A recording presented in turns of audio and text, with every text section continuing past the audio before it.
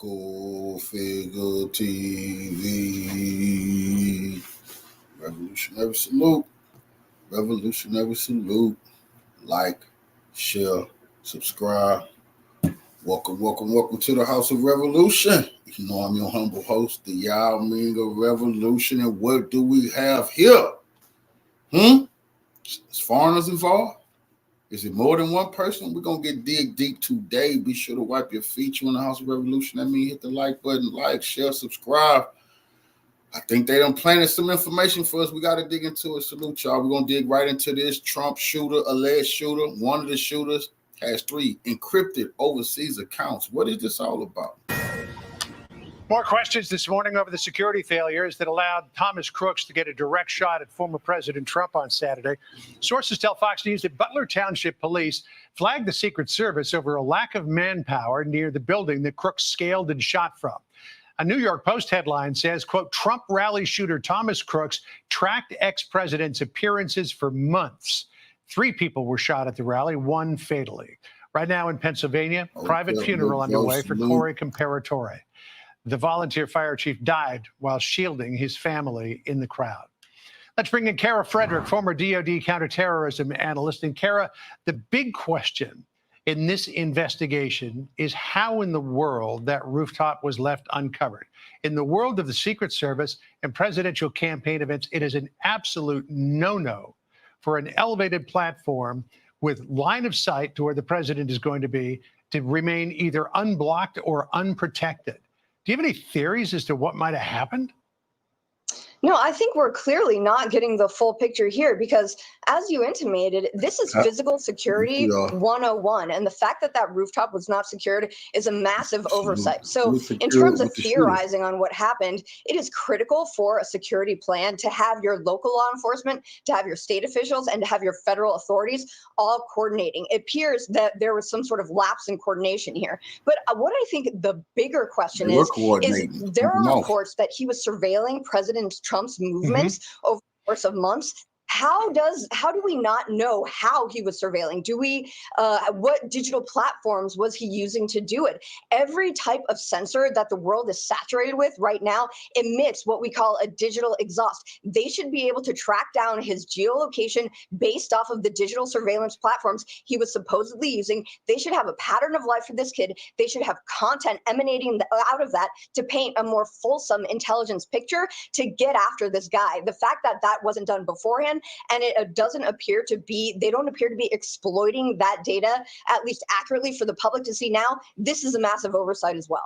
You know, an intriguing little development in all of this, according to Congressman Michael Waltz from Florida, in that briefing with the Secret Service and the FBI, members of Congress were told that Crooks had 3 encrypted accounts on overseas platforms. I don't think the nature of the platforms was described. We don't know if they were financial accounts or if they were social media accounts or some other kind of account. But now there appears to be some sort of international component to all of this. Yeah, and I think this is nothing. Edward Snowden already told us nothing is encrypted from the government. Who are they fooling? So what we really have to rewind that. What he meant to say was Trump shooter has 3 overseas accounts because it showed as hell ain't encrypted from the government. We not even believe that they don't know what's on it. We want to know what's on those accounts. Is it bank accounts? Is accounts pledging allegiance to Israel? I don't know, but what is it? So interesting too, but as something I did for almost 10 years with the government and then with the big tech company, what you do is you can extract data from these platforms. You can figure out, who were these platforms that he was supposed to be using, even if they were encrypted. Who was he talking to? What are his IP addresses? Can you geolocate him to those physical locations? This is something tech companies can do. Was he using aliases? Are there any? What are the connections to that? That's a bad sign. That's a sign that they might try to say he was in contact with the Iranians, and the Iranians was Yeah, that for them to go overseas with it, they already told us Iran want to whack them. I mean, can we really believe these is his accounts? Network via those platforms. Like you said, we don't know the nature of those encrypted overseas accounts, but there are people who are in the government, even who are outside of the government, who can work to exploit that information that those accounts would convey. So the hearing next week should give us a lot of answers, because this is happening. The public is just not aware of what actually is going on. All right, so we've got hearings next week, but a bigger question in all of this is, given the security failures and how these erupted, and the fact that we know almost nothing about Crooks and what his motivations might have been, does there need to be in the wake of the Kennedy assassination, the Warren Commission was struck. Now, a lot of that was political cover for Lyndon Johnson, but do we need to have something of that level to look into this? Oh, I completely agree with that. Yes, Congress has oversight capabilities. And you look at the senators trying to track down the head of Secret Service as she's walking away from them. That is a reverse of how this is supposed to work, right? Our senators and our representatives, they represent the American people, and the heads of those federal agencies, they work for us. They work for us. She should not be evading those questions. There's a measure of transparency here that the American people are owed, because I'll tell you what, John, this does not. Especially with U.S. senators. You see, she can't get away with that with no U.S. senator. That's a branch of our government. You know, we got the legislative, the judicial, and the executive. That's the legislative branch. She can't ignore it. She can't ignore them damn senators. That is a branch of our government, and no branch is supposed to be stronger than the other one. So Biden not supposed to be able to protect her from the legislative branch. It's supposed to be impossible to do that. The smell test. The fact that a 20-year-old would not have a heavy social media presence or minimal presence at all, and that in the face of that, he would have better operational security than the seasoned Al-Qaeda operatives that I tracked down over the course of years, doesn't pass the smell test. The American people deserve answers. Let's give it to them, Congress. And if one 20-year-old kid can breach security as this one did, imagine if it was actually, if we've heard that Iran wanted to take the president out. If they sent an actual trained team, God knows what would have happened that day. Kara, great to talk to you. Thank you so much. Appreciate it. Hey, everyone. Okay, so this guy has 3 overseas accounts. Okay, that's shocking. Okay. The CIA, that's how the CIA play. We don't want to hear that he was in touch with Iran, though. I know that. Now, this is really what's shocking to me. I know I had to bring y'all this when we hooked up today. Now, listen to this. And we continue to follow the latest here in Trump's attempted assassination. We are getting big breaking news here on this Friday. This is all according to Senator Josh Hawley. He has whistleblowers coming to him that detail most of Trump's security detail working the event last Saturday were not even Secret Service. Again. Did you hear that?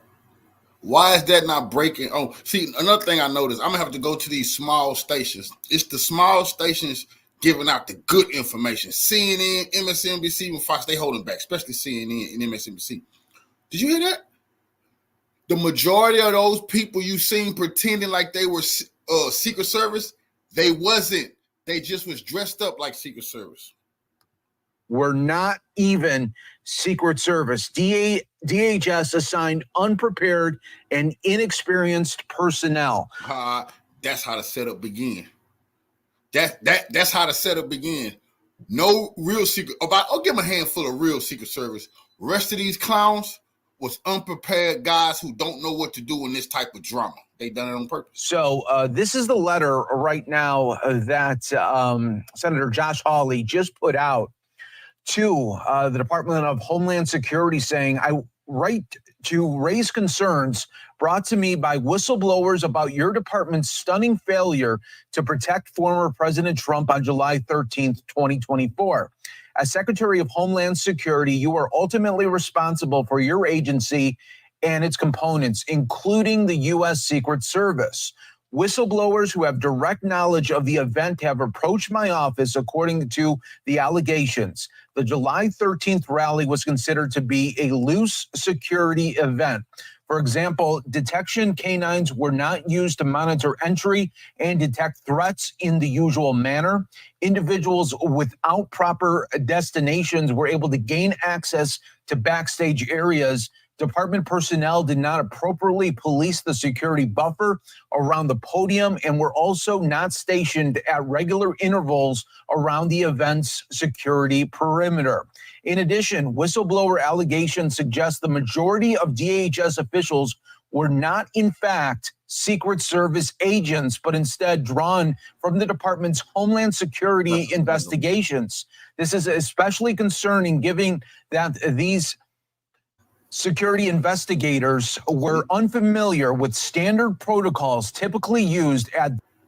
They did it on purpose. See what I'm saying? A couple of days ago, they already said they had pulled Trump's regular Secret Service team to give him some rest. I remember them saying that. Plus, we got that on live. That ain't going no well. They pulled his regular Secret Service team to give him some rest. Then they brought in these people pretending to be Secret Service. They're not. They're not trained. These types of events, according to the allegations. As a member of the Senate Homeland Security and Governmental Affairs Committee, which has oversight jurisdiction over your department, I will continue to investigate your department's role in the staggering security failures on July 13th. Unfortunately, your department has not been appropriately forthcoming with members of Congress, abruptly ending the only call with the Secret Service before senators could even ask a question. This is completely unacceptable and contrary to the public's interest in transparency. They're not. Instead, we have learned more from whistleblowers than your department's officials. I will continue to protect the confidentiality of all who contact my office and ensure that they receive the full protections under the law to which they are entitled, so that my office. You get a bunch of people in there, not Secret Service, and a bunch of them vote blue no matter who, never Trumpers. A bunch of them do not like him. You see, when these people say the Secret Service and some of these agencies is not political, are you fucking crazy? People are human, man. People are human, and a bunch of them don't like Trump. Some of them think he's a threat to democracy. Office can continue its investigation into the events of July 13th. 2024. Please provide the following information no later than 7 days from now. Number one, how did DHS determine to staff the event, including any decision to rely on state or local officers? Number two, what percentage of the DHS agents at the event were from HSI rather than the Secret Service? Were a majority of officers at the event drawn from HSI or other DHS components rather than Secret Service? If so, why? Were HSI agents properly trained in staffing these types of events? Did gaps exist in the security perimeter, and were the usual protocols followed for the use of canines and magnetometers? Were agents not appropriately stationed around the podium? Were the standard protocols followed for issuing designated pins to vetted personnel that are allowed backstage? How long did agents physically spend on the ground surveying the site before the event? Did any paperwork obligations prevent a longer and more robust site survey? I await your response. Again, that's Senator Josh Hawley from Missouri with these big whistleblower allegations that have come forward to Senator Hawley. And now this continues to be a major story here. And just major story, but it's hitting on this small Fox channel. We supposed to be hearing this on CNN, MSNBC, breaking news all over the goddamn world. That wasn't even Secret Service agents. They pulled the real Secret Service and left that man with a handful of people who usually parking lot attendants, people who usually bus traffic cops, people like that. Come on, man. Just really the complete breakdown of security protocols for the former president, Donald Trump. And we will continue to follow really every aspect of this story because it's such a big one. He almost lost his life. And it looks like now from these whistleblowers, they did not have the correct staff for Donald Trump that day. They had the correct staff for the setup. And remember, they saying this was the best because remember they had the Iran was supposed to be threatening them. So they had to beef up his security. That was a lie. They lied to the American people, man. They didn't beef it up. They pulled the real Secret Service, left them a handful, left about 2 or 3 real Secret Service, then gave them a bunch of people that were loyal to Joe Biden and to do what he said, and that's stand down. And new at 5:30 tonight, the Pittsburgh Police Union is fiercely defending 2 members, motorcycle supervisors, who were part of the Trump motorcade in Butler and since removed from that unit. As Mamie Bob reports, there's confusion over whether they I had to find this on the local CBS Pittsburgh news. Why this ain't on CNN? Why this ain't on MSNBC? This is something that I'm not going to let them hide in the news. 2, and then we found out a lot of police officers showed up who wasn't supposed to be there. These are 2 officers. They was not supposed to be there. Now they in trouble. But now they trying to move them to different departments, and people are red flagging. It's like, whoa, wait a minute. If people didn't tell you to go to that rally to secure Trump, what the hell was you doing now? Regular cops? What you mean? What they was doing now? They was in on it. should have been part of the security. So many questions. Were those officers authorized to be there, or were they not? The FOP president tells me they were, and he's doing what it takes to get them back on their cycles. The throttling has stopped for 2 Pittsburgh police motorcycle supervisors after the Trump rally Saturday. Why they are no longer on the road is questionable. Beth Pittenger, the executive director of the Citizen Police Review Board, tells me they will look into it. There's a dispute whether they had authorization to be there or if they decided on their own they were going to go. We don't know how they got there. The motorcycle supervisors have been transferred out of the cycle unit as that's being investigated. 10 motorcycle officers were part of the former president's motorcade Saturday, the day would-be assassin Thomas Crooks fired a shot from a building outside the security perimeter, killing Corey Comparator, wounding the former president, others in the crowd, and law enforcement. 4 of them, including the 2 who have been transferred, were injured. Robert Schwartzwelder, president of the Pittsburgh Fraternal Order of Police, said in a statement, "In a time when we should be honoring the heroics of these officers, we've created some petty administrative investigation in the midst of a serious political race." They may have had permission to be there, that we don't know. That has to be established, and the public has the right to know that. About the paperwork. Where we are faced with a severe shortage of police officers. In response, the FOP has filed 2 grievances on behalf of the supervisors. One, I've learned, has been on the force for more than 30 years. The other, nearly 20. I reached out to Pittsburgh police. A spokesperson said the transfers were unrelated to the rally. That was an administrative decision. The officers have been reassigned, one to the north side and the other to Allentown. Reporting from Pittsburgh Police Headquarters. I don't think so. Y'all not finna sit there and hire them 2 cops who went to that Trump rally, didn't have permission, wasn't supposed to be there. I don't think so, y'all. I found that, and then, you see, it's just so much, man. This is where y'all got to come here to get this type of news. Now, hold on.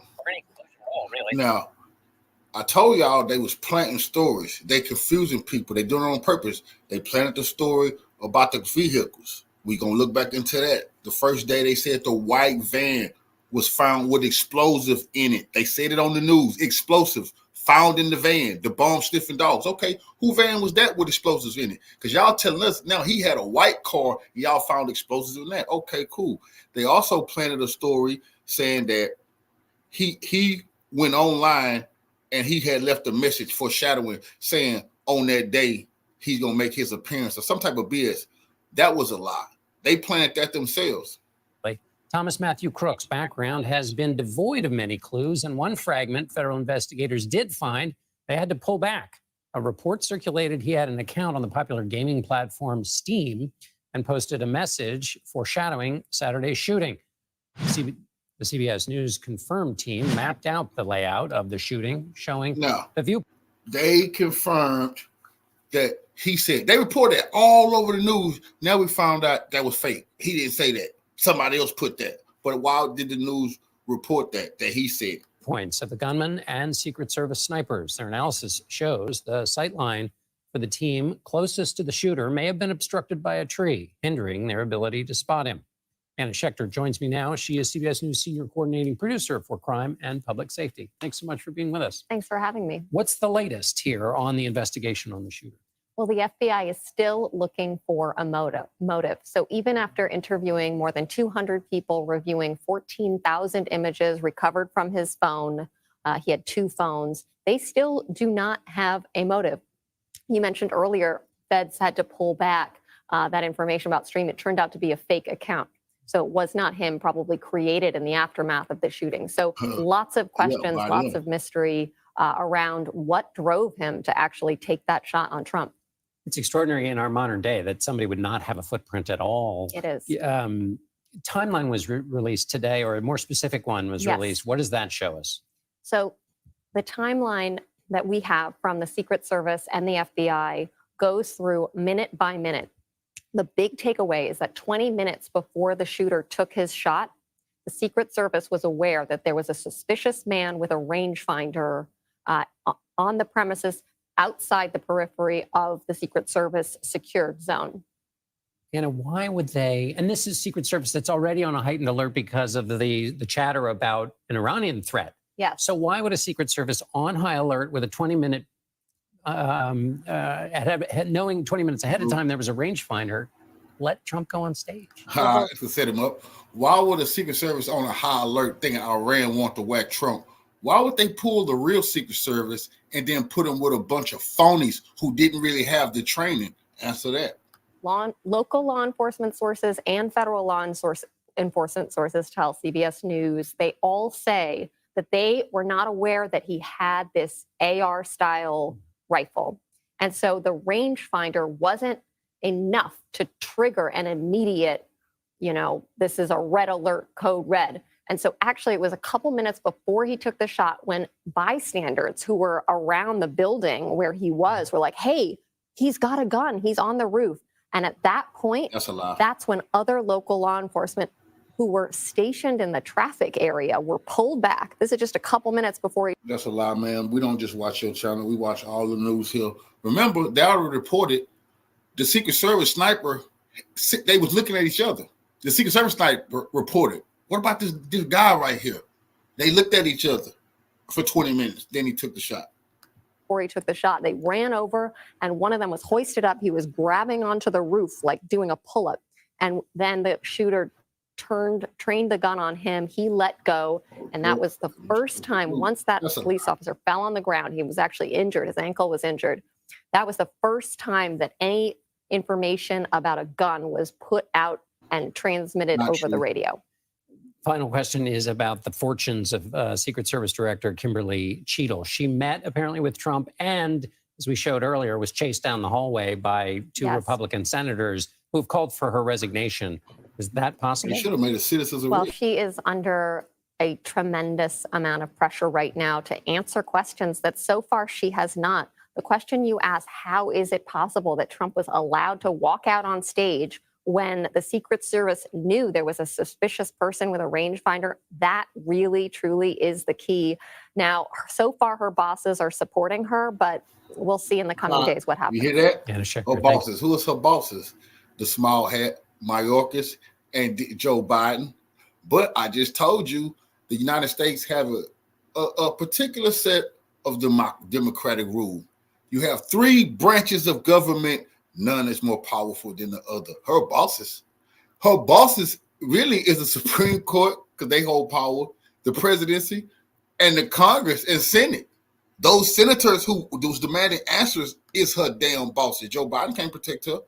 The small hat in power at Homeland Security, he can't protect her. No, she finished. So she think that's gonna work. She crazy. But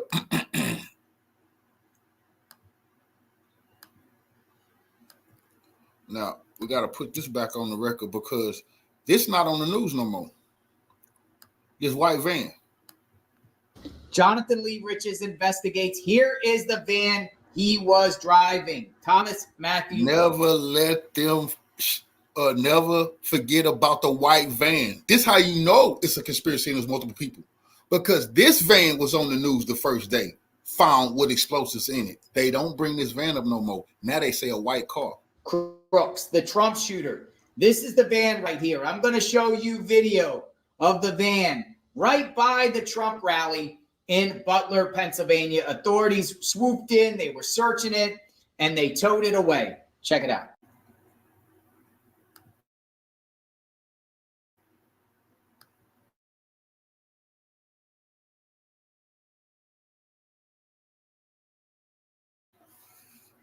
They don't want to talk about that van no more.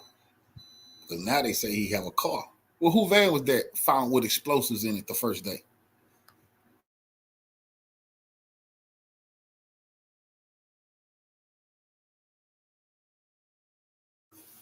Well, they can't get away with this shit no more, man.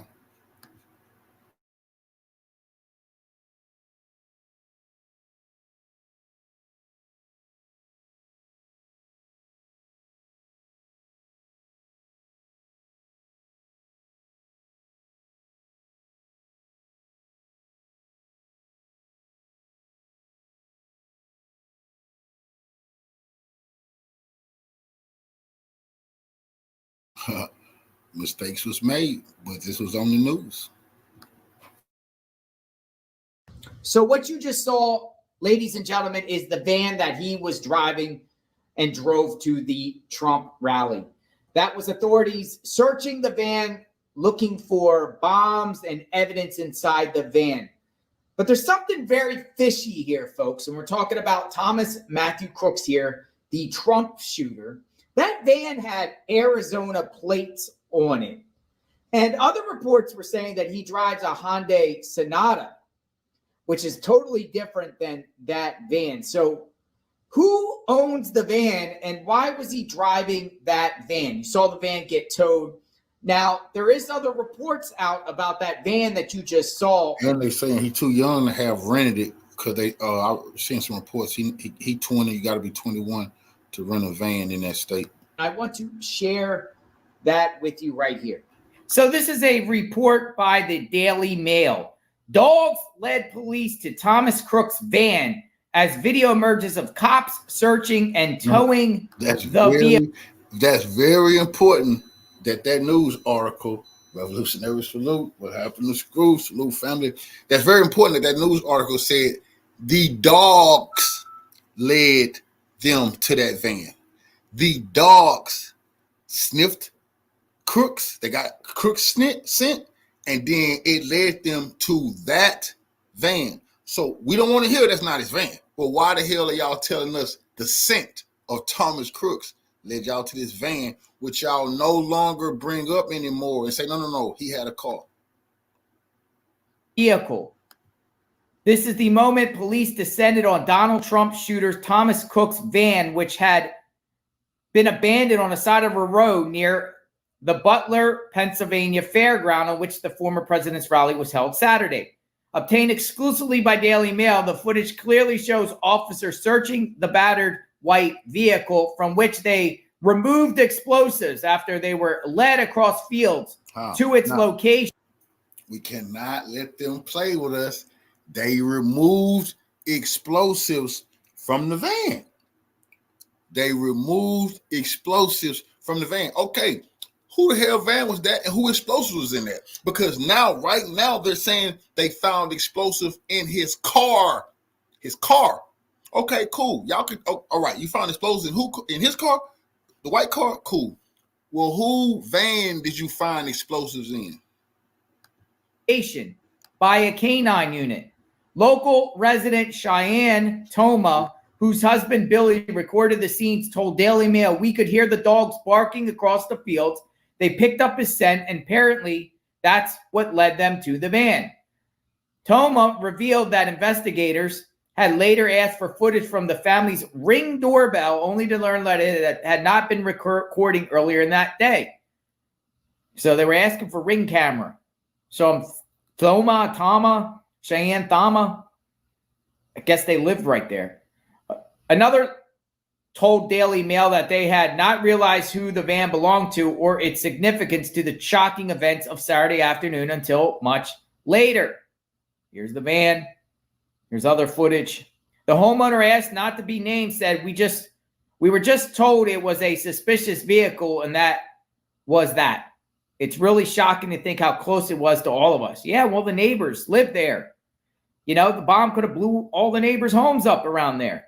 Other footage recorded by filmers shows the white vehicle, its back doors apparently damaged with primer applied, being taken away on a tow truck in the early hours of Sunday morning. A police cruiser follows on as investigators carried out what were the very early stages on an ongoing investigation into Crooks and his motivation, just how he managed to get close enough to fire what was so nearly a fatal shot at the former president. What's going on here? So there you go, folks. A van. Whose van is it? I don't think he rented that van. That looked like a piece of junk, that van. It looked old and dingy. Is that his parents' van? Is that his van? And the other reports about him driving a Hyundai Sonata were inaccurate? And if it was his van, where did he get it? How did he obtain it? Was it given to him? Did he buy it? He did have a job. And what was found in that van? They never gonna bring that van up again. I've been waiting. All the news stations talking about his car with the explosives. They want to pretend like they did not put that van on the news and say they found explosives in that too. They got to clear that up. Dogs went to the scent and found the van right near the Trump rally, parked in a residential neighborhood. Very, very scary stuff, folks. But I wanted to share that information with all of you. Now we know what he drove. Who else drove that van? Did he drive alone? Is that where he put the gun in the back? What about the bicycle and the backpack? Remember, he had a bicycle backpack and ladder. So you would think you would get all those, in a van, right? I don't think you can get a bicycle backpack and a gun all inside of, well, you could get a gun in a car, but a car, bicycle, backpack, ladder inside a car, I don't think so. He had a van. Subscribe to my channel, like, hit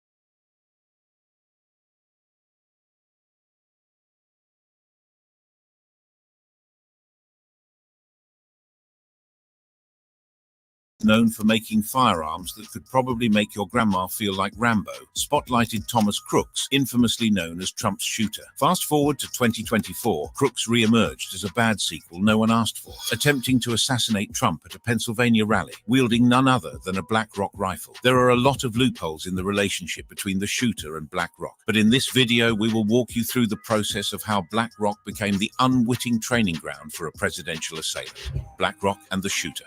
The story of BlackRock Firearms begins in the late 1988. Founded by Larry Fink and a group of partners, BlackRock initially started as a risk management and fixed income institutional asset manager. Over the years, it has grown into a colossal entity with over $9 trillion in assets under management as of 2021. This staggering figure makes BlackRock the largest asset manager in the world, a position that grants it unparalleled influence over global financial markets. One of the most controversial aspects of BlackRock's investment strategy is its involvement in the firearms industry as the largest shareholder in America's largest gun makers. The timeline of BlackRock's investment in America's largest gun makers is a tale of strategic financial maneuvers and the growing influence of passive investment vehicles like ETFs and index funds. To understand the extent of BlackRock's involvement, we need to delve into the specifics of its holdings and the public and political reactions that followed. BlackRock's significant stakes in gun manufacturers came to light in 2018, a year marked by heightened awareness and activism around gun control in the United States. This period saw the tragic Parkland school shooting in February, which reignited the national debate over gun laws and corporate responsibility. Amid this backdrop, reports revealed that BlackRock held substantial shares in major gun-making companies. One of the key companies in BlackRock's portfolio is Sturm, Ruger & Company, one of the largest firearms manufacturers in the United States. As of 2018, BlackRock owned approximately 11% of Sturm, Ruger & Company. This stake made BlackRock the largest shareholder in in the company, giving it significant influence over its operations and decision-making processes. BlackRock's gun portfolio boasts some heavy hitters, and Smith & Wesson Brands Inc. is a prime example. This company, with a history as rich as a gold prospector's in the 1850s, is legendary for its revolvers. Over the years, it has diversified its arsenal to include a wide range of firearms through its investment in Smith & Wesson's parent company, American Outdoor Brands Corporation. This dude is a small hat, so when they talk about BlackRock, you know that the small hats own this company. BlackRock has shown it's not just in it for the spin of the revolver's cylinder. Back in 2018, BlackRock owned a hefty 8% of American Outdoor Brands Corporation, firmly planting itself among the company's top shareholders. Then there's Vista Outdoor Inc., another major player in BlackRock's gun game. This company doesn't just stop at making ammo. It's also a top dog in the world of outdoor sports gear. Vista Outdoor owns several big-name firearm brands, including Savage Arms. BlackRock's stake in Vista Outdoor is like having a front-row seat to an all-you-can-shoot buffet, further highlighting its deep dive into the firearms industry. Now, let's not ignore the elephant in the room. The firearms crafted by companies in which BlackRock holds significant shares have become the go-to tools for those who prefer to operate in the shadows. Their precision, reliability, and user-friendly design make them the top pick for civilian assassins who want to get the job done efficiently and discreetly. It's as if these firearms come with an unwritten promise. Whether you're a hunter, a sports shooter, or someone with more sinister intentions, you'll find the perfect fit in BlackRock's well-stocked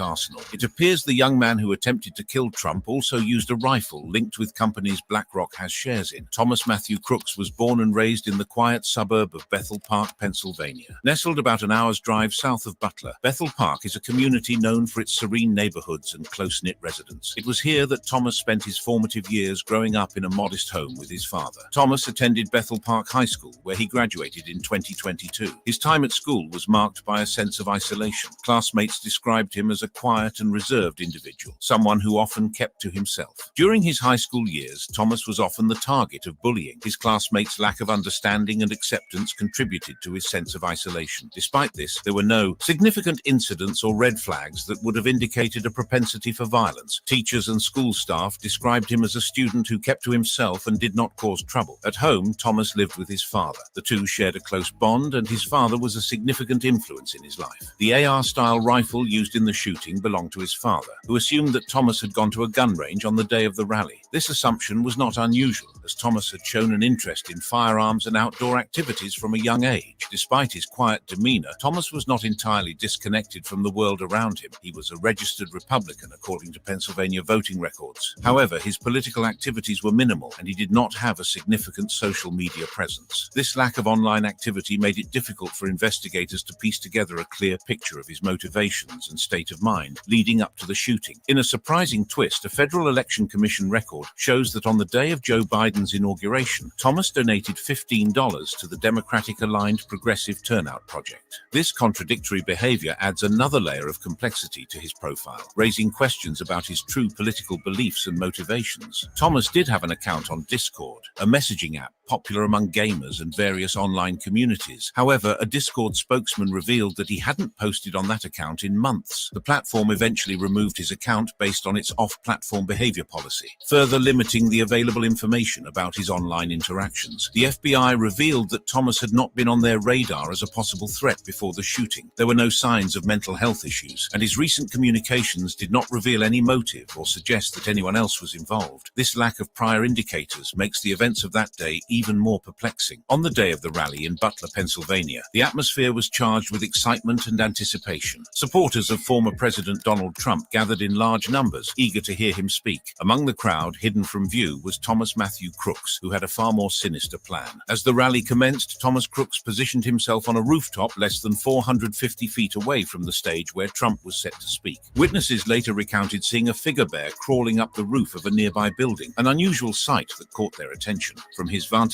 point, Crooks had a clear line of sight to the stage. He carried an AR-style rifle. As the rally continued, Crooks took aim and fired multiple shots, sending the crowd into a frenzy of panic and confusion. The sound of gunfire echoed flowed through the rally grounds, and attendees scrambled for cover. The immediate reaction was one of shock and fear as people tried to make sense of what was happening. Amid the chaos, the Secret Service quickly sprang into action. A Secret Service sniper, positioned strategically to protect the former president, identified the source of the gunfire. With precision and speed, the sniper took aim and fired, neutralizing the threat. Thomas Crooks was shot and killed, ending the immediate danger to Trump and the rally attendees. Law enforcement officers swiftly moved in to secure the area and ensure the safety of everyone present. The scene was chaotic, with emergency responders attending to those who had been injured in the panic. The swift response by the Secret Service and law enforcement prevented what could have been a far more devastating outcome. Meanwhile, back in Bethel Park, Thomas's father was growing increasingly concerned. He had assumed that his son had gone to a gun range, a common activity for Thomas. However, when he couldn't reach him by phone, his worry began to escalate. His father was really worried. He tried calling Thomas multiple times, but there was no answer. When he heard about the shooting on the news, he feared the worst. Upon hearing the news of the shooting, Thomas's father made the difficult decision to call the police. He informed them of his concerns and provided information about his son's possible whereabouts. This call was a crucial piece of the puzzle for investigators, who were working to understand the events that had just unfolded. In the hours following the shooting, the FBI held a briefing to provide updates on the situation. They confirmed that Thomas Crooks had been identified as the shooter and that he had been killed by a Secret Service sniper. The FBI also revealed that Crooks had not been on their radar as a potential threat prior to the incident. Investigators quickly moved to gather as much information as possible about Crooks' actions and motivations. His cell phone was shipped to the FBI lab in Virginia for further analysis in the hopes that it might provide some answers. The rally scene, once filled with excitement and anticipation, was now a site of investigation and reflection. Attendees who had come to support their former president were left grappling with the shock of what had transpired. The swift and decisive actions of the Secret Service and law enforcement had prevented a greater tragedy, but the questions surrounding Thomas Crooks's motives remained. But this wasn't the first time a rifle linked with Black Rock was used by an assassin. On October 7th, 2007, a young sheriff's deputy named Tyler Peterson unleashed a deadly rampage at a pizza party, using an AR-15 rifle to kill 6 people and critically injure another. On the night of October 6, 2007, Peterson had a brainwave, or perhaps it was just a craving for pizza, that led him to crash his ex-girlfriend's pizza party. This wasn't just any gathering, it was a casual soiree filled with friends who were either students or recent graduates of the illustrious Crandon High School. The room was buzzing with youthful energy, slices of pizza flying around like confetti, and movies playing in the background, all amidst the euphoria of homecoming weekend. Peterson, however, had a secret mission. Amidst the pepperoni and popcorn, he decided it was the perfect time to patch things up with Jordan. The atmosphere took a nosedive faster than a pizza slice hitting the floor when Peterson, with all the subtlety of a bull in a china shop, made his grand reconciliation attempt. Suddenly, the light-hearted pizza fest turned into a melodrama that not even the cheesiest movie playing in the background could top. The conversation escalated into an argument, and other attendees began to taunt Peterson, calling him a worthless pig. This verbal assault struck a nerve, pushing Peterson to the brink of his emotional stability. In a fit of rage, Peterson stormed out of the house and headed to his car. There, he retrieved an AR-15 rifle, a semi-automatic weapon known for its high rate of fire and accuracy. The rifle, commonly used by law enforcement agencies, was a deadly instrument in the hands of someone in a state of emotional turmoil. Peterson returned to the house, armed and dangerous. He burst through the door and unleashed a barrage of 30 shots, targeting the partygoers. The sudden and brutal attack left 6 people dead and 1 critically injured, the victims all young. Individuals with bright futures ahead of them were either students or graduates of Crandon High School. Another incident with the Black Rock happened on October 1st, 2017. The Las Vegas shooting shocked the world as Stephen Paddock unleashed a hail of bullets from his suite at the Mandalay Bay Resort and Casino. Using semi-automatic rifles equipped with bump stocks, Paddock transformed his firearms into deadly weapons capable of firing hundreds of rounds per minute. This tragic event, which resulted in 58 deaths and over 800 injuries, brought the controversial bump stock device into the national spotlight. In the Sandy Hook Elementary School shooting on December 14, 2012, the perpetrator, Adam Lanza, executed a brutal attack that resulted in the deaths of 26 people, including 20 young children aged 6 and 7 and 6 adult staff members. The massacre took place in Newtown, Connecticut, and is one of the deadliest school shootings in U.S. history. Adam Lanza, 20 years old at the time, began his rampage by shooting his mother, Nancy Lanza, at their home, killing her with a .22 caliber Savage Mark II rifle. He then drove to Sandy Hook Elementary School, arriving around 9:35 a.m. He was armed with a Bushmaster XM15E2S, an AR-15 style semi-automatic rifle, and carried 2 handguns, a Glock 20 SF and a Sig Sauer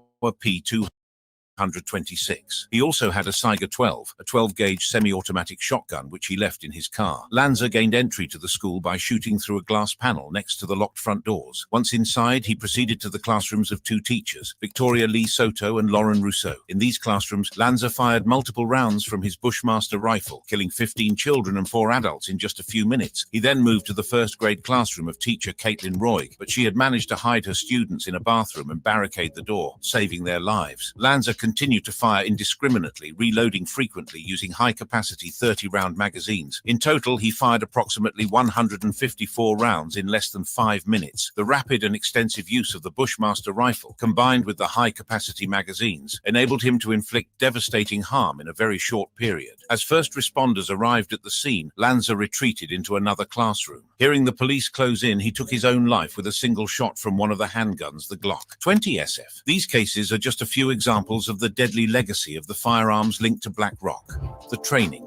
Thomas Crooks, who attempted to assassinate former President Donald J. Trump, once made a fleeting appearance in a 2022 television commercial for BlackRock, the global asset management giant. The ad was shot at his Pennsylvania school, where he stood in the background, an unsuspecting face in a crowd. The advertisement, titled AP and Honors Economics, was a key component of a broader series of television and online ads launched by BlackRock in the fall of 2022. This comprehensive campaign aimed to illuminate the company's activities and mission to the general public. BlackRock's decision to embark on this advertising endeavor was significantly influenced by the wave of criticism it faced from various Republican state officials. These officials took issue with BlackRock's investment strategies, which integrated environmental, social, and governance (ESG) criteria, arguing that such an approach was politically motivated and diverged from traditional financial goals. To address these criticisms and to clarify its intentions, BlackRock crafted a series of commercials, each designed to highlight different aspects of the company's work and its positive impact on various sectors. One of these commercials showcased a firefighter in Florida, emphasizing the real-world benefits of BlackRock's investment strategies and their alignment with community values. The advertisement featuring Crooks was filmed at Bethel Park High School in Pennsylvania. According to BlackRock's emailed statement, Crooks, along with other students who were not compensated, appeared briefly in the commercial alongside a real teacher from the school. The advertisement set at Bethel Park High School was particularly noteworthy. It featured an engaging and visually appealing on-screen graphic. This ad was part of BlackRock's About BlackRock campaign, which aimed to highlight the company's role in managing retirement plans for public school teachers across the United States. The campaign was designed to showcase the firm's dedication to supporting the financial futures of educators by responsibly handling their retirement funds. In the commercial, the scene at Bethel Park High School depicted an ordinary school day, emphasizing the importance of teachers and the value of well-managed retirement plans. The gunman, Thomas Matthew Crooks, was a senior at the school in 2022 and appears on screen twice during the 30-second spot. He is seen sitting at a classroom desk wearing a dark-colored hooded sweatshirt and does not speak. Crooks' participation, along with that of his fellow students, was intended to add a touch of authenticity and relatability to the advertisement. Brian Dilo, a dedicated AP and Honors Economics teacher from Pittsburgh, Pennsylvania, who was also featured in the advertisement for BlackRock, shared his insights on financial well-being and his aspirations for the future. In the ad, Brian expressed that financial well-being to him means knowing that he can be free to do the things he loves to do. Reflecting on his career and retirement, he hoped people would remember him as someone who made his school a special place and gave as much as he could to help the community. His heartfelt words resonated with the core message of BlackRock's campaign, emphasizing the importance of financial freedom and community contribution. The focus was on the everyday environment of a public school and the critical role BlackRock plays in ensuring that teachers can look forward to a secure retirement. But then, out of nowhere, the plot thickened. The revelation of Crooks' involvement in the ad broke like a tabloid headline, right alongside the jaw-dropping news of his alleged attempt on the life of a former president. This twist has brought more media attention than a celebrity breakup, leaving everyone questioning the vetting process for public-facing campaigns. It's as if the casting call was managed by Murphy's Law. In a statement released by BlackRock, they confirmed that their advertisement did indeed feature images of Mr. Crooks. The company elaborated that in 2022, they aired an ad spotlighting a teacher from Bethel Park High School. during which several unpaid students, including Thomas Matthew Crooks, appeared briefly in the background. They assured that all video footage would be handed over to the relevant authorities and that the video had been withdrawn from circulation out of respect for the victims. BlackRock condemned the attempted assassination as abhorrent, strongly denouncing political violence of any kind. The company reaffirmed its commitment to fostering civility and unity across the nation. This incident has cast a new light on an otherwise routine corporate advertisement, intertwining the world of high finance and a high-profile criminal case in a way that few could have anticipated. The About BlackRock campaign, which sought to underscore the firm's commitment to teachers' retirement security, now inadvertently highlights the unpredictable intersections between corporate initiatives and individual lives. The failed assassination. The assassination attempt on former President Donald Trump by Thomas Crook is one of the most jaw-dropping and sensational events in recent political history. Picture this, a day filled with tension, drama, and a sequence of events so unbelievable it could have been written by a Hollywood screenwriter. On a fateful day in Butler, Pennsylvania, the stage was set for an unforgettable spectacle. Less than 2 minutes before the fireworks of bullets began, 2 Secret Service sniper teams were seen on rooftops behind Trump, poised like eagles eyeing a field mouse. These highly trained agents were locking onto their target, 20-year-old Thomas Matthew Crooks, who had found himself a prime spot on a nearby rooftop, just a stone's throw away from where Trump was delivering his speech. At precisely 6:15, chaos erupted. Shots rang out, and the crowd's cheers turned to screams of terror. Secret Service agents sprang into action, rushing to pull Trump to the ground. Blood could be seen on the bleachers behind where Trump had been speaking. A bullet had struck him in the ear, grazing him but not causing life-threatening injury. The scene was one of pandemonium. Spectators were in shock, and the Secret Service agents worked swiftly to secure the area. Tragically, a spectator was killed, and 2 more were critically injured in the attack. The Secret Service later confirmed that the suspected gunman, Thomas Matthew Crooks, was shot and killed by the agents. The FBI launched an immediate investigation into the incident, trying to piece together the motives and background of the young gunman. Crooks, with no prior criminal record, had managed to get dangerously close to the former president. The investigation revealed that Crooks had meticulously planned the attack, taking advantage of the rally's open setting and the clear line of sight from the rooftop. As the news of the assassination attempt spread, the nation was left in shock. The fact that Trump had survived such a close call was nothing short of miraculous. The incident raised serious questions about security measures at political events and the lengths to which individuals might go to target high-profile figures. The Secret Service is renowned for its meticulous planning and rigorous security protocols, particularly when protecting high-profile figures like former President Donald Trump. However, a recent incident at a Trump event has cast a shadow over their reputation, raising serious questions about their security footprint and oversight of a building outside the designated perimeter. The event took place in Butler, Pennsylvania, where thousands of supporters had gathered to hear Trump speak. The Secret Service had established a security perimeter around the venue, a standard procedure to ensure the safety of the former president and the attendees. This perimeter is designed to create a secure zone, free from potential threats. However, one building located just outside this perimeter became the focal point of a shocking security breach. According to the Secret Service, the building was deemed to be outside the security perimeter. This decision has raised eyebrows and led to intense scrutiny. The fundamental question is, why was this building not included within the secure zone? Was it considered a low-risk structure, or was it simply an oversight? CNN's Whitney Wild, who has been closely following the FBI investigation, reported that multiple law enforcement officials are astounded by the proximity of the building to the former president. They are shocked that such a lapse in security could occur, especially given the high stakes involved. The Secret Service relies heavily on local law enforcement to fill in security gaps during such events. This collaboration is crucial, as local officers are familiar with the area and can provide additional manpower. At the Trump event, 2 Secret Service counter-sniper teams were on the ground, along with 2 local counter-sniper teams. Despite this robust presence, the question remains, why wasn't anyone posted on the roof of the building in question? These alarming observations were communicated to law enforcement, yet the response was delayed. According to the Washington Post, a law enforcement officer managed to get onto the roof and briefly saw the shooter, who then aimed his rifle at the officer. The reliance on local law enforcement to fill in security gaps is a routine practice for the Secret Service. However, this incident has exposed vulnerabilities in this approach. The building, which was outside the security perimeter, was not adequately monitored, allowing the gunman to access the rooftop and pose a significant threat. This is a clear security failure. The fact that a gunman could get that close to a protected individual and actually wound them is inexcusable. An independent investigation is needed to find out what went wrong. With the Republican National Convention and Democratic National Convention approaching, and both the current and former presidents actively campaigning, the stakes are higher than ever. The Secret Service must address these security lapses to prevent future incidents. The failed assassination assassination attempt on Donald Trump's life had significant political and social repercussions. The event added a new layer of uncertainty to an already chaotic presidential campaign, prompting both candidates to reassess their strategies and messaging. Trump, the presumptive Republican presidential nominee, pivoted his campaign to focus on themes of national unity and resilience. His revised speech for the Republican National Convention underscored the necessity for Americans to stand united against evil and violence. President Biden, in his primetime address, denounced the violence and called for a recommitment to civil discourse. He urged Americans to cool it down and resolve their differences at the ballot box, emphasizing that violence has no place in American politics. If you enjoyed watching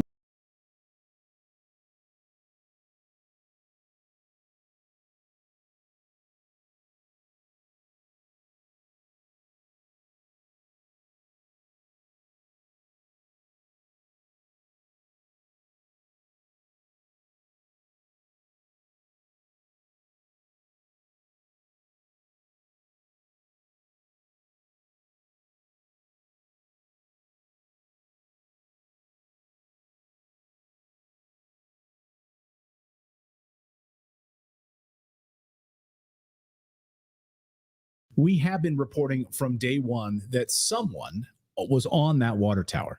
And now 10 eyewitnesses, 10, have come forward to confirm that, yes, someone was on that water tower. So you can throw all these 10 people out. You can say, oh, they're just nuts. You know, they're just Trump supporters. They're just nuts. Or you could listen to them. Who was on that water tower the day that President Trump was shot? And now we have video of a figure, someone on that water tower. Now, initially, RSBN Network originally aired this wide-angle footage from their live stream on their X account during this day. We've now zoomed in and added some text so you can see a figure moving on top of this water tower. So take a look at your screen here. Chart's a couple of months old, and if you want to really see something that's said, take a look at what happened.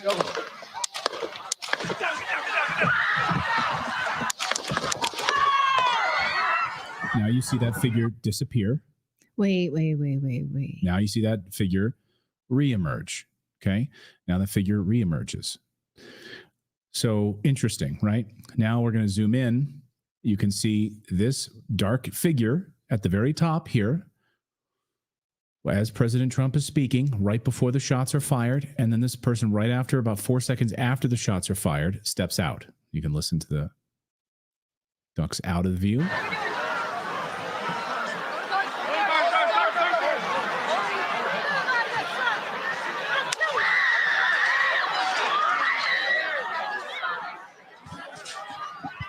And they had been right by the fence where the other shooter was. There was one I heard in the water tower. There was one by the fence. And still, obviously, initial reports. But what we do know.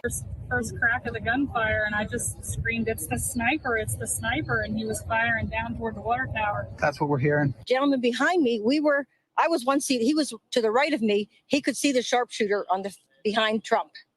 He said the sharpshooter shot to the left. He killed the gentleman in the water tower here. So unbelievable. And almost everyone in the chat is saying, I see it. Yes, I see it. I knew right from the beginning that this was suspect. Yes, it is sort of Bigfoot-esque because it's such a zoom, right? Someone in the chat is saying this looks like Bigfoot, but it's clearly something moving of its own accord that is not an animal. Large. It's not a bird, right? Which you wouldn't see. Some people are like, oh, no, because you see the X on the front of it, which is the painting. And maybe we can play it again here. How many of you guys in the chat want to see this again? So we're going to roll it again. I won't talk over it this time. I want you to watch, though, as this figure steps in and steps back. And right after the shots are fired, step right before, and then right after the shots are fired, 4 seconds after, steps back. Watch. Chart's a couple of months old, and if you want to really see something that's said, take a look at what happened.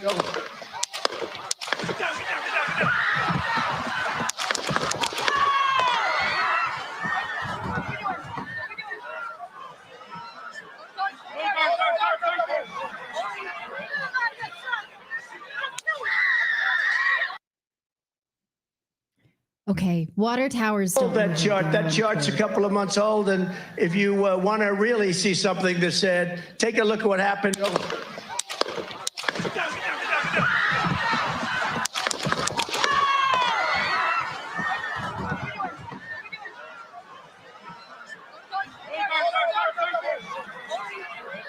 So that's what we have today on this water tower angle. Again, a number of eyewitnesses. It was started out as 2, then 3, then 4, now 10 eyewitnesses coming forward to confirm. And of course, people are asking, hey, whatever video you have, you were there. If you shot video, any angle, it doesn't matter. And even if you shot it an hour ahead of time, it doesn't matter. Please send in your video so that we can analyze it and take a look from different locations and angles to confirm all of this. Everyone had an iPhone. Who's saying this? Every investigation now, we have 10. Right. So who specifically wants the video? I do. Oh, you. I'm Okay. calling for it. I haven't seen anyone asking for it other than, it's just people on social media who want it. But okay. Well, at least we know that the congressional hearings they're going to have is going to clear this all up so that we know exactly what's going on. You know, at least we have that confidence. Well, right. So how many, though, do we have? You know, it's hard to count now. We have the Senate oversight. We have DHS, Department of Homeland Security. We have the FBI and Secret Service. And then the Biden administration has separately said that they will investigate. Have I missed any? So how do we have any confidence that this is overlapping use of our tax dollars because we can't trust any one of them? Well, so that's not awesome. We have a redacted investigation, which is free because the show is free, right? So right. And Speaker Johnson has also ordered a House investigation. So that's how many? 6, I think. Yeah. Yeah, but they said they're going to be transparent with the American people. So, we have to take faith in that. Mm-hmm. It's unbelievable video. Well, the senators finally got their private meeting with the FBI and the Secret Service. And we now know that Senator Marsha Blackburn says that the Secret Service knew about a threat prior to President Trump walking out on stage. That is confirmed. We know of a threat before the president comes out on stage. Why in the hell did you let him come out on stage? And also, why did you not let his team know about the threat? She learned this from a briefing with the Secret Service and the FBI, did Senator Marsha Blackburn. And now it's been confirmed that the Secret Service saw the shooter on the roof 20 minutes before he allegedly opened fire. And I say allegedly opened fire because I'm not convinced that he fired anything, to be honest with you. I'm not convinced that Thomas Matthew Crooks is the guy that we're even looking for. Maybe a part of it, but he's the alleged shooter. They saw him 20 minutes on the rooftop before he fired a shot. Watch. The stunning new images tonight, the new details from the investigation into the assassination attempt on former President Trump. Video obtained by ABC station WTAE appearing to show the alleged gunman Thomas Crooks walking the perimeter of the rally about 1 hour before the former president was shot. And tonight, the FBI briefing lawmakers, and a disturbing timeline has now emerged. The gunman was actually identified as a person of interest 62 minutes before the first shots were fired. He approached security, but when he saw the magnetometers, he apparently backed away. And the Secret Service saw him on that roof a full 20 minutes before he fired at the former president. Yeah, 20 minutes. And I see people in the chat saying 3 hours. Yeah, they reported he came initially 3 hours ahead of time. Also, we have independent verification that Trump campaign had sent out emails prior to the arrival of individuals coming to the event, and they were told under no uncertain circumstances, absolutely no bags. No bags are allowed to be brought in here. Nothing like that. And of course, we now know that he brought a backpack in. How did the Secret Service allow a person of interest to bring a backpack in? Not only that, a ladder and a rifle, but that's just a separate part of this whole story. Here's the thing, just how batshit this is, that this guy didn't show up like a week before and plan this thing out. He's literally planning this assassination attempt right there in front of Secret Service. They're watching him do it. I mean, it's like you've seen Monty Python and the Holy Grail when the guards are guarding the prince in the castle and he's like writing the note. They made sure everybody seen him. You see me, look at me. He wandering around. He all on the roof. Everybody pointing at him. That's what they wanted people to see. And he fires it out the window and they're just staring at him the whole time. It's like, that's like what's going on. Yeah, exactly. This guy's like planning this assassination attempt right under the nose of Secret Service. They're watching him do it and they do nothing. I mean, that just blows my mind. Yeah, they have the video of him an hour ahead of time, just like walking the grounds. He's like, this building right here would be a really good spot. He had a rangefinder on him. He was using a rangefinder that you use in golf to know how far to drive. So and they even mentioned, the police mentioned that. Exactly. That's wild. What's amazing to me, so again, to Philip's point, that's why this is leading me to believe again, this is me saying this, okay, leading me to believe all of these data points of him being there, being seen, he's wandering, he's almost trying to be as conspicuous as possible. He won't, right? So that we all believe, like, this is the guy. We want you to walk around. We want you to walk around so that, you know, if people have cell phone cameras, just walk around and just kind of walk around so that later on we'll have video of you just kind of walking around. Like, that's what this is leading me to believe right now. They wanted him to be as conspicuous as possible. Now, that's me speculating. Okay, that's we step out of the realm of facts here, which we've just shown you, to me speculating. But why else would he be walking around as a data point? We know that he goes through the magnetometer. He's right. got a backpack. Let them see you. Yeah. Act suspicious. Walk with a ladder. Walk with a gun. Yes, you are the patsy, so play the role. Please. Yeah, people need to see you in order to be the patsy. That's what it Harvey feels Oswald. like, right? And again, this is speculation at this point. Yeah, what we're talking about right now. Anyway, so Senator Marsha Blackburn says, I just got off a briefing with the Secret Service, the FBI. I'm appalled to learn that the Secret Service knew about a threat prior to President Trump walking on stage. I have no confidence in the leadership of Director Cheadle and believe it's in the best interest of our nation if she steps down from her position. The Secret Service, of course, has blamed the failure on local police in Butler, Pennsylvania. They said they assigned the building where the shooter was to the local police, but then the local policeman told Fox News that was not true. So there's seems to be some consternation between local police, that could be state police, and the Secret Service. But ultimately, Secret Service has the day. They have the buck stops with the Secret Service. So you can blame it and point the fingers all you want. But if you're not marshaling your soldiers properly, that's a failure of you, the Secret Service. They say they were the only ones responsible for this. The local police says we're only responsible for traffic detail, which would mean the Secret Service is lying and, of course, blaming, pointing the fingers here. Of course, Cheadle is in hot water. I can't believe she still has a job at this point. As we reported yesterday here on the show from the Department of Homeland Security, Alejandro Mayorkas has basically been telling her to keep her mouth shut. Don't do interviews. Don't talk. They didn't want her testifying. They don't want her meeting right now with senators, which is unbelievable. And last night, though, for some strange reason, Kimberly Cheadle shows up at the Republican National Convention. So she's at the RNC in Milwaukee, and apparently she was holed up in a suite upstairs. And then she walks out and people saw her. They're like, wait a minute, that's the director of the Secret Service is here at the RNC. Talk about being conspicuous, right? Then senators saw her. They confronted her. She tried to want to run away from U.S. senators. John Barrasso, Marsha Blackburn. Watch this moment. She's trying to run up the stairs. This is exactly what you were doing today on the call. Stonewalling. Attempt. You owe the people answers. You owe President. Let me go up the stairs. Let me get away from these senators. It's not like they're just like random people. They are senators of the United States asking her questions. They finally catch up to her, and they demanded answers. Listen to Senator Barrasso finally grilling her when she has nowhere else to run. Watch this. Questions that we wanted to ask, we felt we didn't get any of the responses that were necessary from you. Very disappointing in your leadership. I have called for your resignation, and I got him to resign tonight. We'll start answering our questions right now about the death threat to President Trump and allowing him to go on stage in Pennsylvania at a time when he'd already been alerted that there was somebody with a spotter. All these situations were already identified an hour before, and you let him go on stage without the knowledge of him, the team on the ground, and you put him within less than an inch of his life.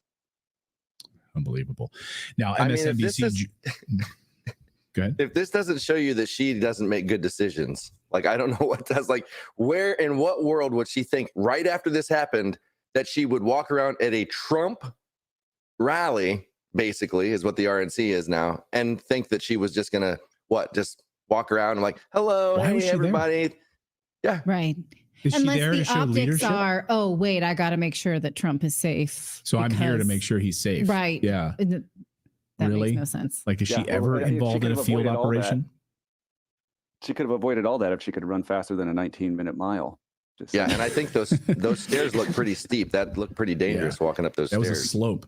So that was a slope. So that's why she was so slow on those stairs. Secret Service agents can't go up slopes pretty fast. Yeah. The other piece, Joy Reid, MSNBC, Joy Reid, of course, nut job over at MSNBC. She tweeted out a video, not of her on the MSNBC set, but it was like a private video where she's like, I'm not convinced President Trump was even shot. I think that we need answers. She said, I don't know that he was hit with a bullet.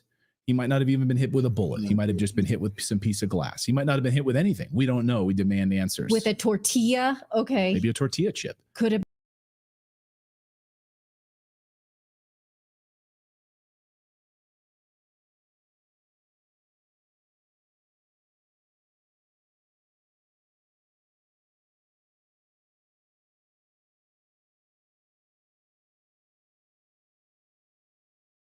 In a lot of my videos, every time a question is answered, I think there's 5 more questions that arise out of that answer. So it just grows and grows and grows. And it's continuing to do that. I've been having a conversation with a gentleman. His name is John. We're going to use John for this call. There will not be any video on screen of him. However, we do have his audio, and he is with me right now. John is a degreed engineer with 30 years of professional experience. And John and I have had an offline conversation about some other possibilities. And let's just say that the other possibilities are certainly pointing to, and I do believe that there was more than one shooter at the site. And John, let's go through this presentation that you and I have been discussing and get your professional perspective and a little bit more data to help, let's just say, triangulate what has really been happening here and give some clarity to it. All right, so what we're going to do is we're going to go to your first slide. So if that's where you want to start, is that okay? Yes, that's fine. Let's start at the first slide. Okay, cool. It's on you. Okay, so in the first slide is one of the first images that I saw of the shooting of Trump. And this is from some news origin. And one of the things that we see is the orange square on top of the roof of the one-story building and its trajectory towards Trump's podium. And so I saw that, and I saw the images, as we see on the lower left picture, of the body of Crooks there. And so I thought that that was his shooting point. And so that's the information that I want to glean from that slide. And then he was taken out by a headshot from the Secret Service snipers. So that's the information that I gleaned from this first slide. When we move to the second slide, different news entities, for example, here, ABC News, they show the sniper on position. Note that the far right of that one-story building shooting at Trump. And so everything was matching up. But so not to cut you off, John, but where ABC is showing the positioning of the let's just say Crooks, because that's who they're making the assumption that is where Crooks was. Yes. Clearly, we've seen in other pictures that that's not where he was, at least once he had been deleted. So are they making that assumption, or what do you think they're making that assumption on as far as placement right there? Why do they show that instead of going off of the pictures that show where he actually is? I can't speak for that, why they put him there. And that's one of the things that is hard, for me to reconcile, is the position where they're putting him. So now we have two different news organizations putting him to the far right of the first floor window. And then I saw a image where his deceased body, and this image was from ABC News. It shows his body to the left of that one floor building. And so I had thought that the Secret Service had taken him out with a single shot to the head in the position they was shooting. So my question was, why were news organizations showing him to the far right on that one-story building? So what I did, the best that I could do with the tool set that I had available, is I started taking snapshots of Trump's speech to the point where I became very close to the moment in time before he was shot and the very moment that he was shot. And so I tried my best to capture the orientation of his head. Now, there are a couple of problems with me capturing it the way that I did, in that I don't know what the frame speed was of the original image taking the orientation of his head. And then you have the frame speed of the image that's showing that. And then there's some skew in, the different measurements. So what I did is I took 5 different measurements, and from those 5 different measurements, I drew lines and extrapolated for the orientation of Trump's head out to the unknown, out to the right. And so what I did is I dropped the line to the left, I dropped the line to the right, and I came to an average. When I came to an average, it pointed at the position that the news organizations were saying that Crooks was in, not to the actual position where his body was discovered. So that confused me even more. And so I started looking for video to see, well, because the images I were looking at were just the Google Maps, where they really don't give you any elevation of the building. So given my lines were going to the position that the news organizations were placing him, I wanted to determine, well, what is below that, because certainly there can't be two shooters on that roof, one in the position where all the news organizations are putting him in, and then the other position where his body was found. And so we go to the next slide to again show that his body is indeed to the far right. And so then finally the slide number 6, where I have the white line and the yellow line. The white line represents the calculated trajectory that I could do from Crook's shooting position, which is where his dead body was. And as I drew the line to the left, I discovered from video from Sky News, helicopter video, that there's a second floor window that perfectly lines up with that trajectory. And not only is there a second floor window, but the video footage clearly shows that that second floor window is open. And so now if we go to slide number 7, you can see in that red dotted rectangle that window is open, and anyone can go to Sky News helicopter video showing Crook's body. And as the helicopter swings around, it's very clear to see that the window opens outward, and the glass and the frame of the glass are indeed opened outward. And so that kind of shocked me because common sense would say that you wouldn't want to leave an elevated window that's open with a clear line to a presidential candidate unsecured. And so that's what that is that's an elevated position, a second floor window with a direct line of sight of President Trump speaking at the podium. And the line just happens to line up directly to that open window. And so that was kind of disconcerting because, who would do that? Who would leave such a position open and unprotected? But apparently they did.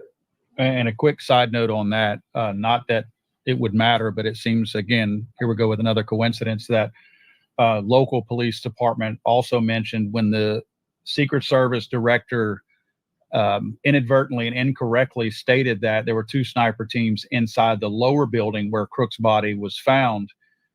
She was corrected that she was wrong by local law enforcement, who said that those 2 sniper teams were actually in the adjacent building, which oddly enough is where that window is that you're talking about. Yes. And when I heard that, so if we go to the next slide, that's part of the Sky News helicopter sweep. As you can clearly see within that red triangle with the open window, you can see the frame of the window is open. So there's no question that that second floor window was open. So let's say that there was a counterterrorism sniper unit inside that. So we now know that Crooks was on that roof for 20 minutes. So they're sitting there inside of that window and they don't know that he's on that roof, or they're sitting inside that window and can hear people screaming, there's a guy with a gun. Because those people right in front of that window, just a little bit to the right, there's a guy with a gun on the roof. And they don't look out to the window and see him on that roof.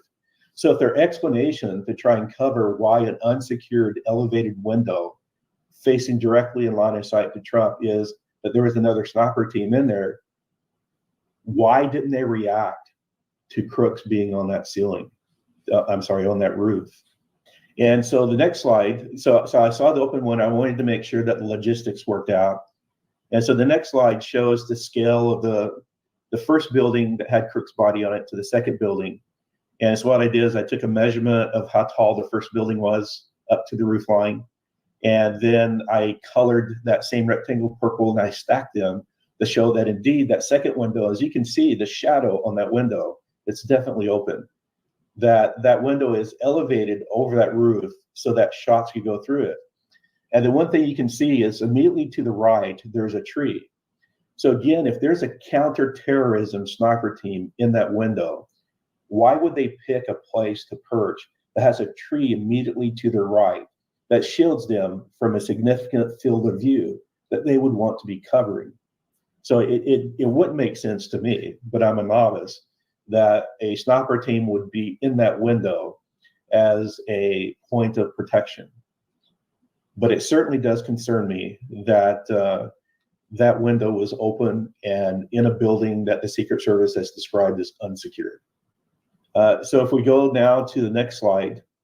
So this is where I captured the angle. So I have President Trump, who is looking out to the right at the Jumbotron at a chart that's on there.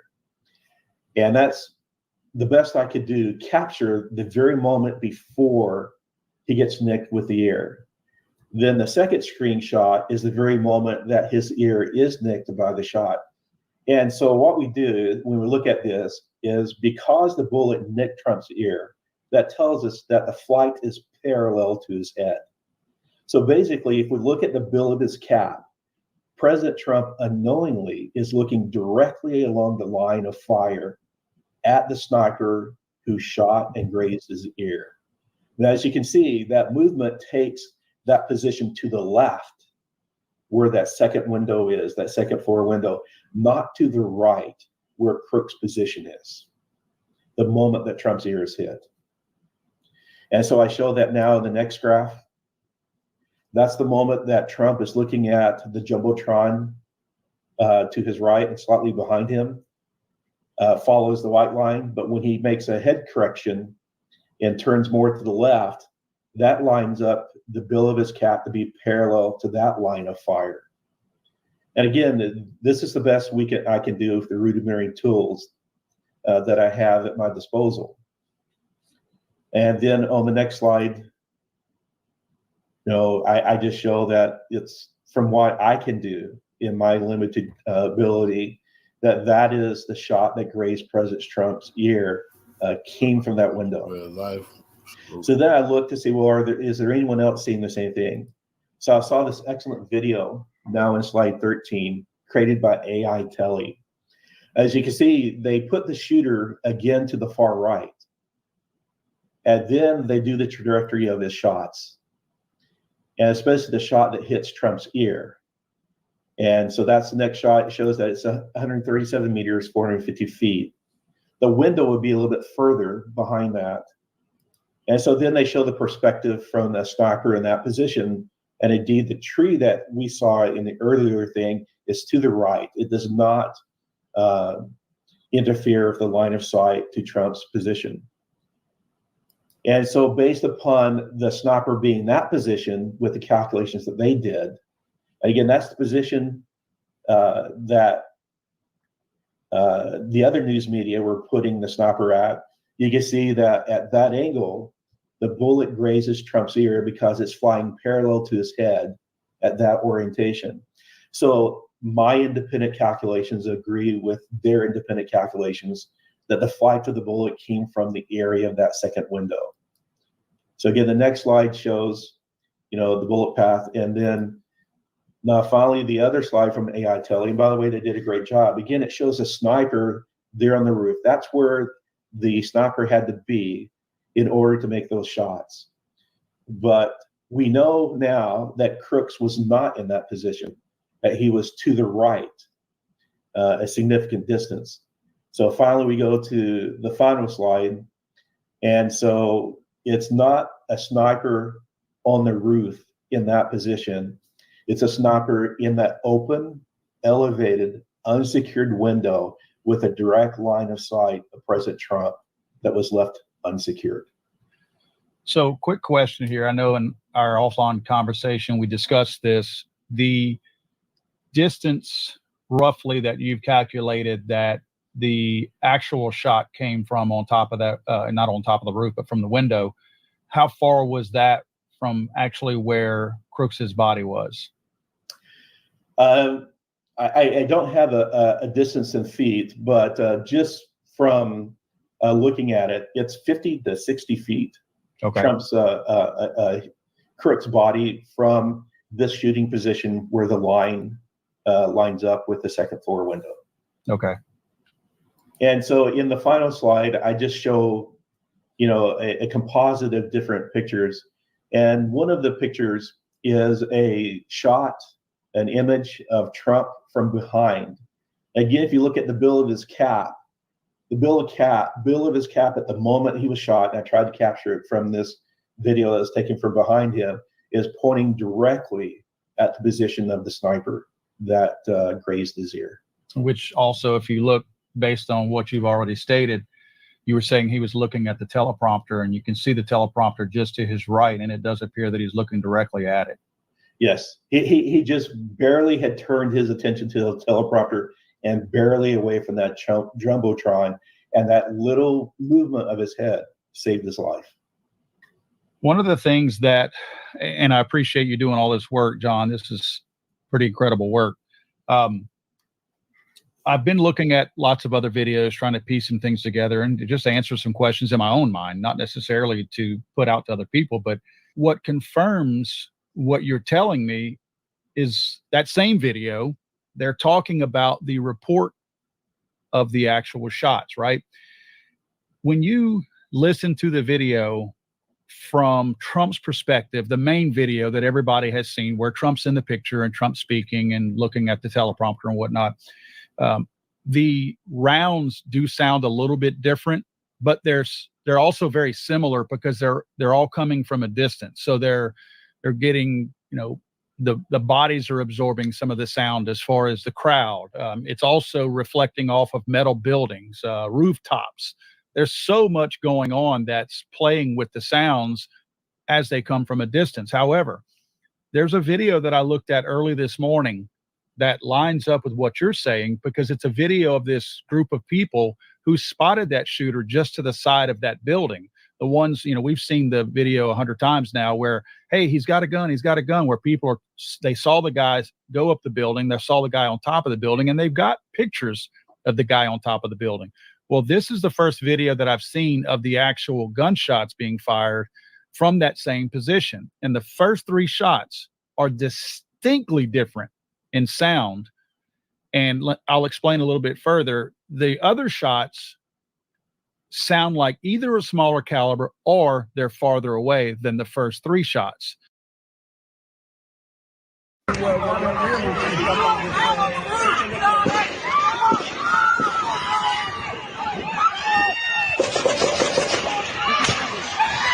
And then that one more, that's the 6 I'm unclear on. Let's listen to this again.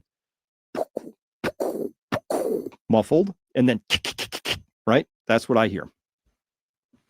Oh.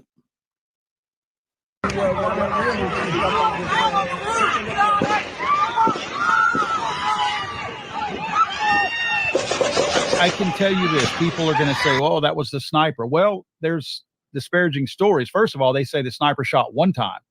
So the counter sniper fire should have only been one round, and that one round came much later after that first 8 or 9 shots. So they're saying that the first 8 or 9 shots were from Crooks. But when you listen to this audio, and of course I'm going to be playing this, it's very obvious that not only are those first 3 rounds different, but even it almost makes you wonder if there's even a third gun, because there's a third different sound.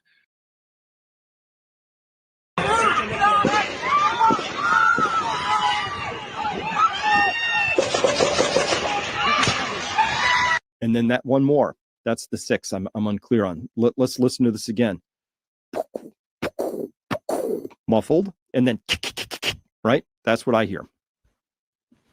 Oh.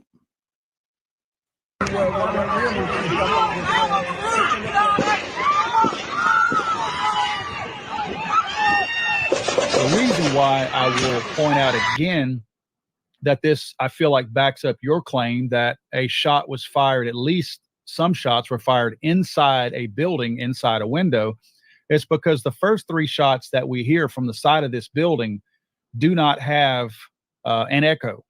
which would indicate it being fired from inside a building, and the inside of the building would have captured all that sound, not allowing it to bounce off the walls and the rooftops and things of that nature.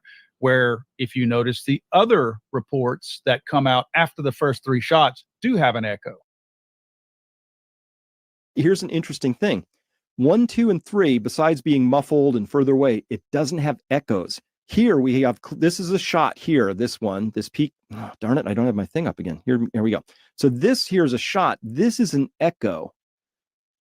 Very clearly an echo, and a shot in an echo, and a shot in an echo. So this is actually critical evidence, because you hear that, there's echoes coming off. So that also allows us, again, to analyze where was this gun. But first up, we just have an absolutely different sound between the first 3.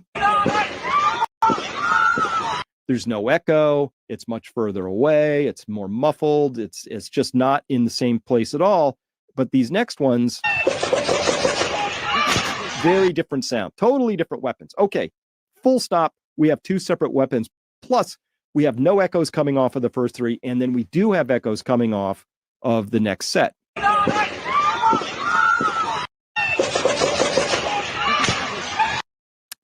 And that last one, that's different. That's not the sniper shot. The sniper that would shot certainly indicate to me that at least the first 3 shots were closer to where this video was shot and were inside something which captured all of the echo. What are your thoughts on that? I agree with your analysis. I also listened to that video and to the explanation that the audio expert gave. And I would agree that there was more than one shooter.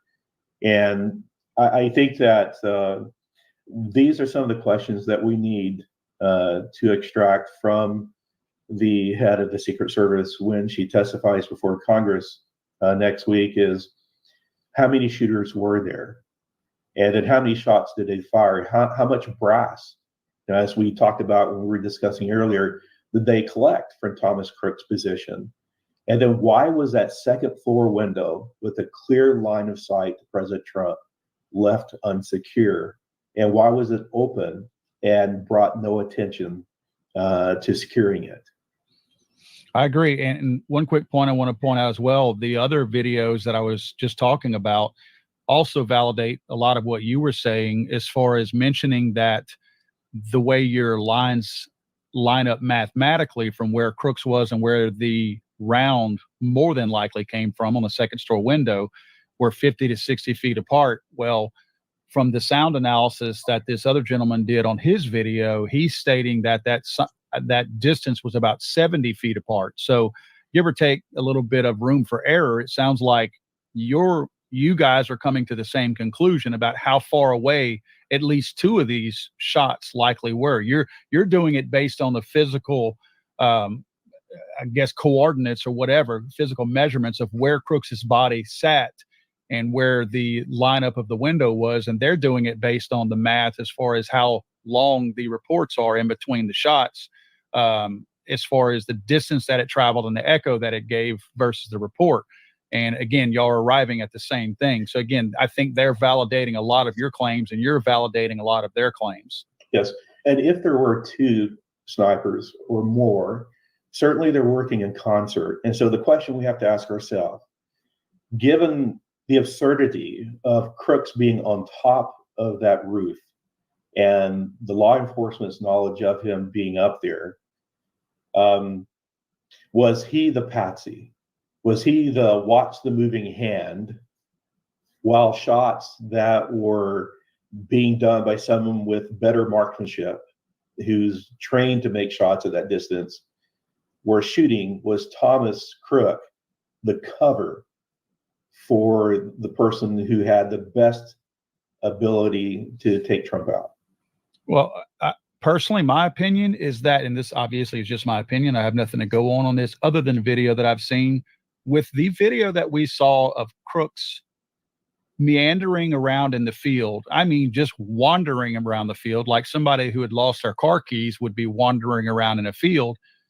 This guy, he was not being sneaky, quote unquote. He wasn't trying to evade anybody. He was literally wandering around in front of that building with not a care in the world. I don't think he was told the actual plan and how it was likely going to end that day, because he was certainly not scared of anything at that point.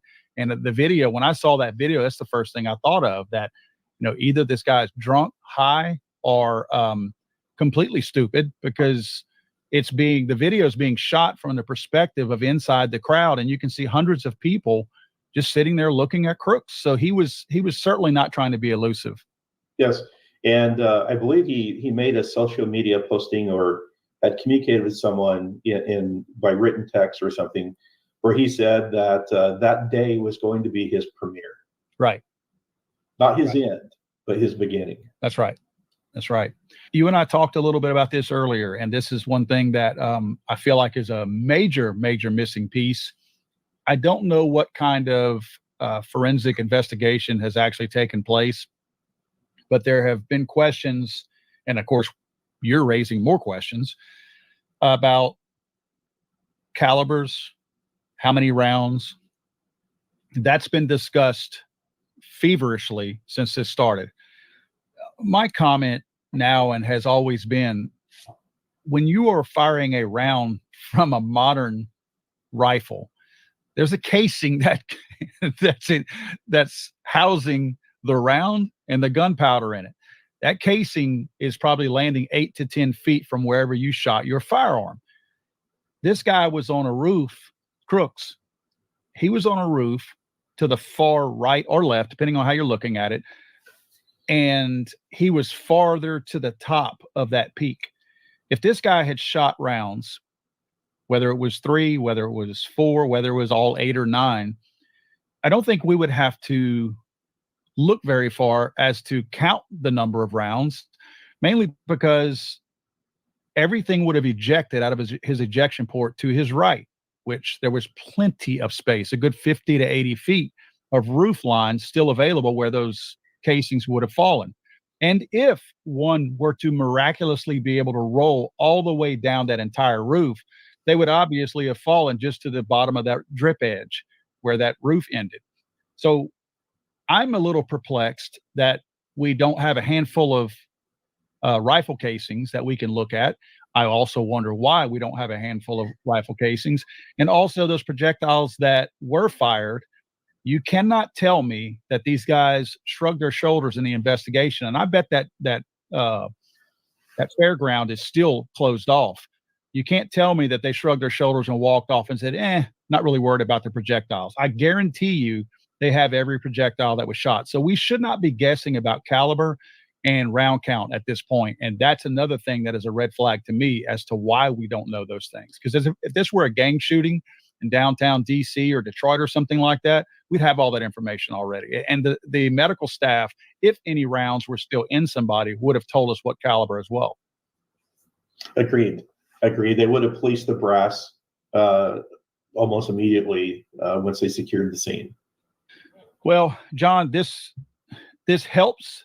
But again, as I stated earlier, it creates more questions. Do you have anything else that you'd like to add to this? Because this is a pretty remarkable thing that you've come up with as far as, and let's just say this. I mean, we're not stating that this is an absolute fact. This is based on hypothesis and you using actual math and things to determine these areas. Do you have anything else to add to this supposition of yours? Yeah, just one thing I want to make sure that the listeners understand is I neither you or I are saying that local law enforcement or the Pennsylvania State Police or the Secret Service detail were involved in the shooting at all, those that had the feet on the ground. But someone made the decision to make that building to not be under the protection of the Secret Service and not to be secured. And we need to find out who that person was and their line of command, because that was the decision that led to the assassination attempt on Trump's life, is that decision to leave that building unsecured. I agree. And let's hope this video will generate some thought and get some people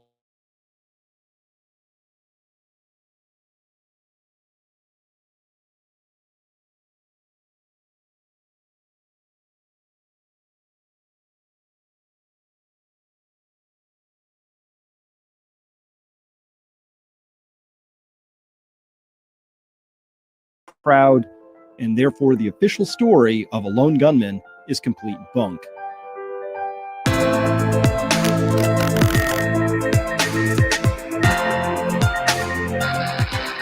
Hello, everyone. I am Dr. Chris Martinson of Peak Prosperity. This is Explosive. I'm actually nervous to bring this to you because, well, we know how much the deep state, the state, whatever's going on, does not like having its narratives punctured.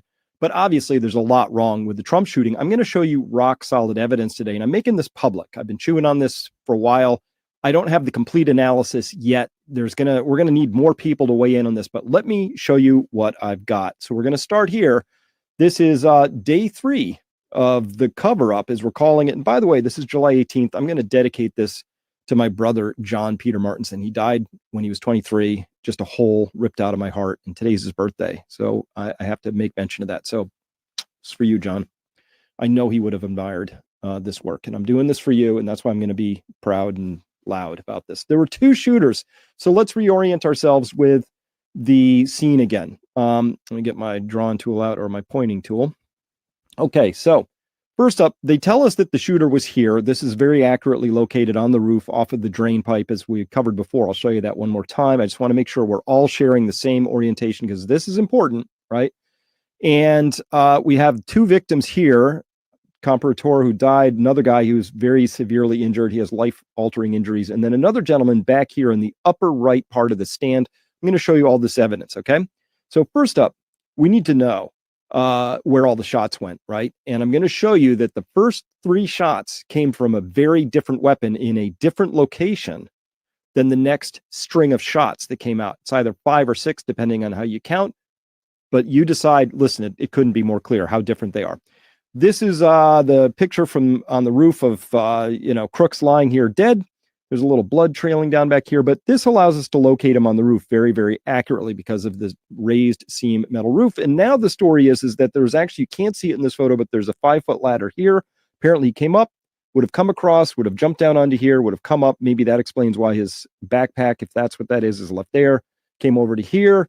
Apparently some other cop would have been lifted up and looked over a roof line. I don't know what that is. Now, even in CNN a while ago, this is from CNN. So I'm saying even because these guys are deep state sort of aligned. Operation Mockingbird. They don't print stuff unless it's pre-approved. So somebody allowed this information to come out. And they said here that the first 3 shots were consistent with weapon A, and the next 5 consistent with alleged weapon B. And the final acoustic impulse emitted by a third possible weapon C. I believe that's true. And weapon C is the sniper taking out Crooks, I think. Best guess. I'll give you my big hypothesis at the end. So this was confirmed. This is per audio analysis by Catalin Gregores, director of the National Center for Media Forensics at the University of Colorado in Denver. So I'm sure that her and Cole Whitecotton, a senior professional research associate, they have much better access to much better analysis software and all of that. All I need to get out to you today is something that seems to be missing from the dialogue, and they're trying to run forward with this lone shooter junk, which of course is straight from their playbook. That's how they did it. That's what they did with JFK. They lied about that. That's what they did with RFK. They lied about that. So this is standard from the playbook kind of stuff. Lone nut with a mysterious motive we can't unravel. We're here to unravel all of that, okay? Rock solid, absolutely conclusive. And this is the best part about being alive today. We don't have to wait for 30, 40 years for a Zapruder film and people to sort of analyze it. We're doing this in real time and figuring this out as it's unfolding. And that is the absolute benefit of living in today's world with all these cell phones and cameras. Much harder to get away with really sloppy operations. And this was a sloppy operation because they missed their man, whoever was involved in this. But I can guarantee you that the information I'm presenting to you, they also have.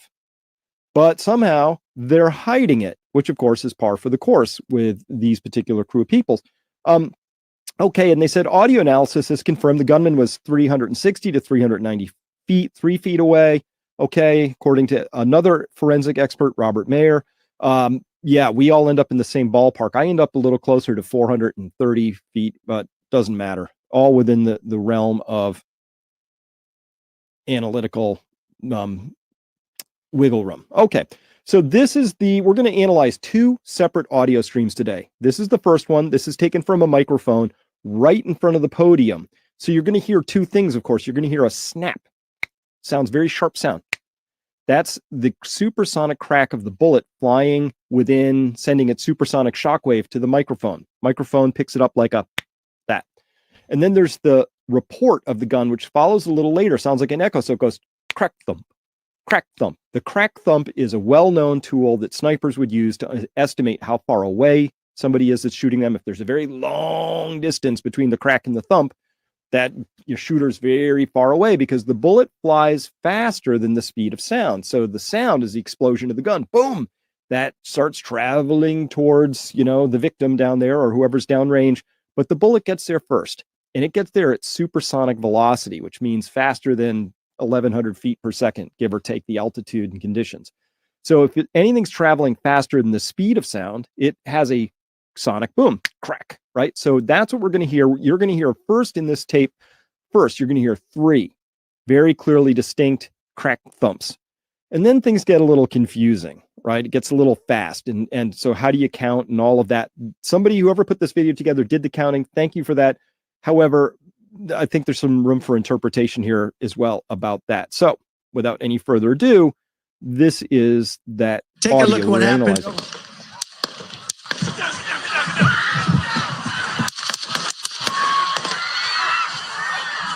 Wait. Hang on. I'm going to hear one more.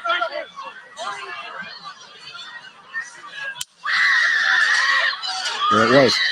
There's that last one. Okay, one more time. Take a look at what happened. Listen to this.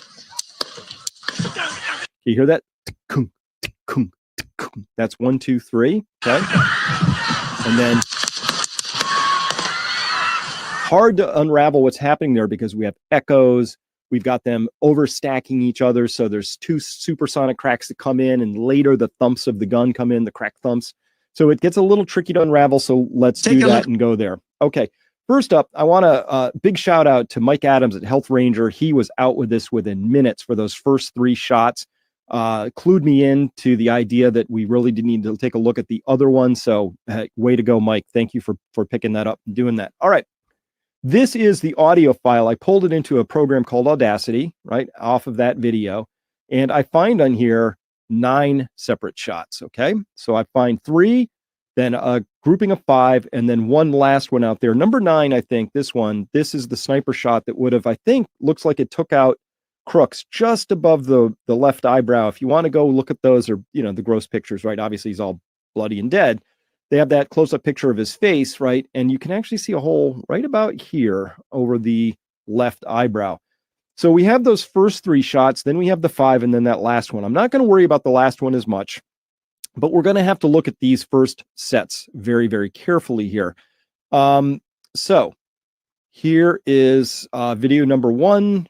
Just to orient ourselves, I count off of this video 15.8 seconds from the very first to the very last shot. So the AP article that said, Crooks took a shot and was neutralized by snipers within seconds, what they meant was 15.8 seconds, unless I have this story wrong. Next, we're going to look at these first 3 shots here so you understand how we can analyze the rest of them. And so here's the shot. This is the sonic crack. So that's the bullet, is the blue arrows, and then the report is going to be the black arrows. So that's the crack thump, crack thump, crack thump. And of course, it was the first bullet that nicked Trump's ear. And again, let me get my thing here. Here's what it sounds like. Okay, so now I've just isolated the sound. There it is. Okay, whoops, sorry. One last time just to make sure we're hearing this right.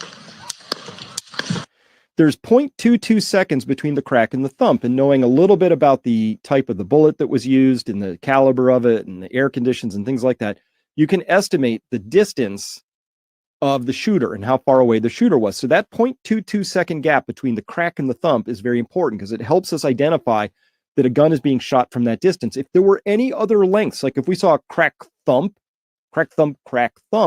we would clearly see that that was 2 separate weapons, because assuming the first and the last crack thumps were the same distance apart. So if there's any variation between the crack and the thump, that's when you say, oh, that's a different weapon. So that's one way. The other way is just the tenor of just the sound of the weapon. Does it sound different? Now, this is interesting. This woman here had put up a video on TikTok. I really wish we could get the unaltered, I call it unmolested. I don't need all the words put on there. And it's not a consistent video, so there's edits in there. So I can't, if it ran from beginning to end, we could tell more, but I'm suspecting that we can tell a lot from it. So we're going to bring it up here because this is one of the videos, only videos that I know about, that shows, I think, the first stand victim getting shot. So here we go. Side of Trump. I'm over on the far right or far left of Trump. These are the same bleachers. Watch the top left. These are the same exact bleachers. These are to the left of Trump. See that? Those shots. Okay. What I've done here is, so I just want us to look at, I just pulled out that one tiny section. You can clearly see a bullet careening off of this railing up here, and it does it with enough force to atomize and vaporize. And so I think this is an important clue. We'll see. So let's just look at that over and over again. Pew, did you see that? Again, pew, see that? Okay, oops, one more time. And again. So you can clearly see this shot happening. Now, this gentleman who's right, and get my laser pointer back, this gentleman right here is in a very, very distinctive American flag shirt of some kind. You can see him hunch over there a little bit, and I'm pretty sure that that shot that you see careening off the rail struck him first. And the reason I think that struck him first, because we showed this before, is from this video that's after the fact. We're on the right side of the stands. You can see he's being brought down. And you can see here, he's holding, get my laser pointer back. He's holding his right chest, holding that, right? With his left arm is coming over. So his right chest, I don't know the extent of his injuries. I can't find any updates in the media right now. So we're going to be watching out for that. But if he was struck in that upper right chest and the bullet still managed to take something off of the railing into a puff, we see a very clear puff there. I don't think that's a 223 round. 223 round, a little 55 or a 62 grain bullet. When they hit, they tend to tumble. This would have to have had enough force to have nicked Trump's ear, if I'm right about this being the first shot, nicked his ear, traveled in, struck this gentleman, and still had enough force to vaporize either the railing or that was the bullet itself atomizing. That was what that gray puff was. More likely that's a larger caliber round, but that's a guess, pure hypothesis, pure conjecture. I'm just throwing it out there as a placeholder, but that would be more consistent with something, say, in a 308, some 30 caliber sort of a round, something with enough energy to penetrate and still atomize and vaporize on the back railing. But again, just a guess. Doesn't matter, just speculation. It's kind of irrelevant. But again, if we're back here, again so I think you can see that puff right there. See that? Oops, sorry. And puff. Puff. Puff. So he's been hit, and also it's on his right side. So, and if you see how he's oriented, he's all the way up against the back with his right side tipped towards the back. So this is as high up as you can get. Now, the other thing I need to point out about that is he is all the way in the highest row of bleacher seats. Those things start roughly at about stage level, which is about 3.5, 4 feet in the air. And then they go up level. So if you said it's, I don't know, a foot or foot and a half per level, he's clearly many feet up in the air and he's standing. So that bullet that struck him has to be, I don't know, pick a number, 12, 15 feet in the air. Pretty high up, and that's going to become important again in just a second. All right, so this is plausible for the first shot then, okay? We see here if the shots came from the rooftop shooter first, then comes across the podium. Trump would have been standing right about there and could have struck somebody standing in the back right where that gentleman was with the flag shirt who got hit. So that's entirely plausible, but except it's a little bit more consistent with a rising shot, because if we put the podium at about 3.5 feet, 4, let's call it 4. We'll put Trump at 6'3", but take 3 inches off. So 10 feet. 10 feet, that bullet goes whizzing by his ear. But if this is why we need all the trajectories. That's why we need all this mapped out. That's why we need an absolute accounting of every single shot taken. If that was the first shot that struck that gentleman, okay? And that's why if I had that unmolested video and I could piece it in, I could tell you exactly. So hold this as just a bunch of conjecture until we have more. But if that gentleman was struck by the same bullet that took Trump's ear, that means that thing must have been on a rising trajectory because Trump's at 10 feet. And then further back, this guy, his chest is probably at 13, 14 feet. It's higher in the air. That would have been more consistent with a shot fired from lower down that was then rising instead of a shot fired from the roof, which would have been declining and coming down. I'm giving you this because this is going to be in a few slides. You're going to see why I'm making a point about this. Okay, so the audio from video 1, when we look at it here, the first 3 shots we can make complete sense of. Okay, fine. Then there's a 4th shot that arrives, and it does so with the bullet in a report at 0.212 seconds, close enough for government work here, or rough analysis. Here's another bullet and a report, so that's the snap crack. There's echoes. We see there's echoes, so the bullet makes a and then this sound is echoing probably off of one of the buildings. We have a lot of flat surfaces back there. So the microphone is here, supersonic crack, and that crack makes it to the microphone, and then it echoes off of something. And so we see the crack and an echo. We could probably very, very accurately estimate how far away that flat surface is off of that echo. And then you get the report itself. Crack, thump, crack, thump. So shots 4 and 5, I'm still pretty good with shots 4 and 5 in terms of being able to make sense of them. From 6 on, man, it gets all kinds of weird. And I'm not going to take you through the weirdness from video 1 to try and resolve what's happening with those other shots. We're now going to turn to video 2. This really clarifies everything and makes the entire case. So we'll listen to it up through the shots, which is about 20 seconds of tape. Yeah, I won't take you through all the screaming and everything. And by the way, not for nothing, but screaming, I don't understand people who just start screaming and then just don't stop in an event like this. So listen past this. It's there's a lot of screaming going on, but you can clearly hear shots 1, 2, and 3, and then you can hear the other string of shots come out. We're going to analyze it. I'll break it down. We'll take a look at it. However, I do want to pre-stage this a little bit, and for yourself, decide for yourself, does 1, 2, and 3, do they sound the same at all compared to the other ones that you hear? Okay. And remember, we already have the analysis from audio experts elsewhere saying there's a difference between weapon A and weapon B.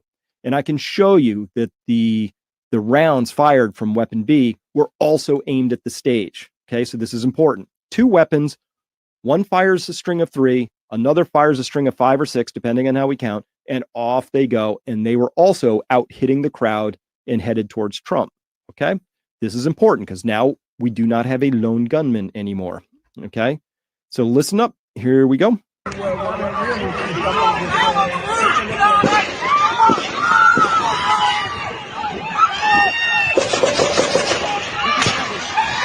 And then that one more. That's the 6 I'm unclear on. Let's listen to this again.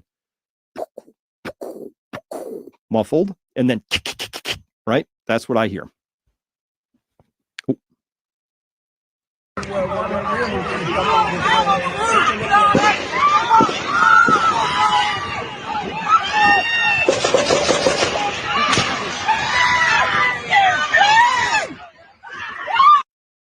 And a lot of screaming. Okay, so let's analyze this now. Let's go into this with a little bit more depth. So video 2, the way I score it, there's about 16.0 seconds from first to last shot. So very consistent with what we're experiencing on the first audio. So that's nice. They kind of line up pretty well. And here's the whole audio from all that screaming and the shots from video 2. We have in blue the first 3 shots here. We have more shots here from a second weapon. I'm not sure about this one. It has a very different sound that we heard. And here's the final last shot, which I believe is from, oops, sorry, I don't have my thing. You don't know what I'm pointing at. This is the 5 that make a very distinct sound. Here's one with a very different crack in it. That's the 6th shot in the string. And then here we have the final last one, which I think is the sniper weapon, which is probably the one that put the bullet just over the left eye of Crooks on the roof. So we're going to take a closer look at the blue, the red, the blacks here and listen to these things. But once again, let's just listen very carefully and we'll go back and forth until you're certain of this yourself. Here's just the first 3 shots from that video. I haven't done anything, no audio. I haven't done any enhancements. This is both of these video audio pieces are exactly pulled straight from the video itself. Nothing else. I haven't boosted any. I haven't done any filtering. Raw files. Okay. So and by the way, every instinct in me was to try and minimize all the screaming, but I was like, nope. That just like, what did you do? And then there's questions. These are raw files. Here's 1, 2, and 3 to start. Okay. Listen to that again. And one more time. Okay. Now let's listen to the next string. Ooh. Yeah. Hear that? So 6 sounds different to me, but here's an interesting thing. 1, 2, and 3, besides being muffled and further away, it doesn't have echoes. Here we have, this is a shot here, this one, this peak. Oh, darn it, I don't have my thing up again. Here we go. So this here is a shot. This is an echo. Very clearly an echo, and a shot in an echo, and a shot in an echo. So this is actually critical evidence because you hear that, there's echoes coming off. So that also allows us, again, to analyze where was this gun. But first up, we just have an absolutely different sound between the first 3. There's no echo. It's much further away. It's more muffled. It's just not in the same place at all. But these next ones, very different sound, totally different weapons. Okay, full stop. We have 2 separate weapons. Plus, we have no echoes coming off of the first 3, and then we do have echoes coming off of the next set.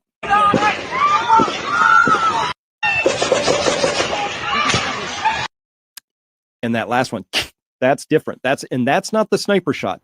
The sniper shot is another 10 seconds later.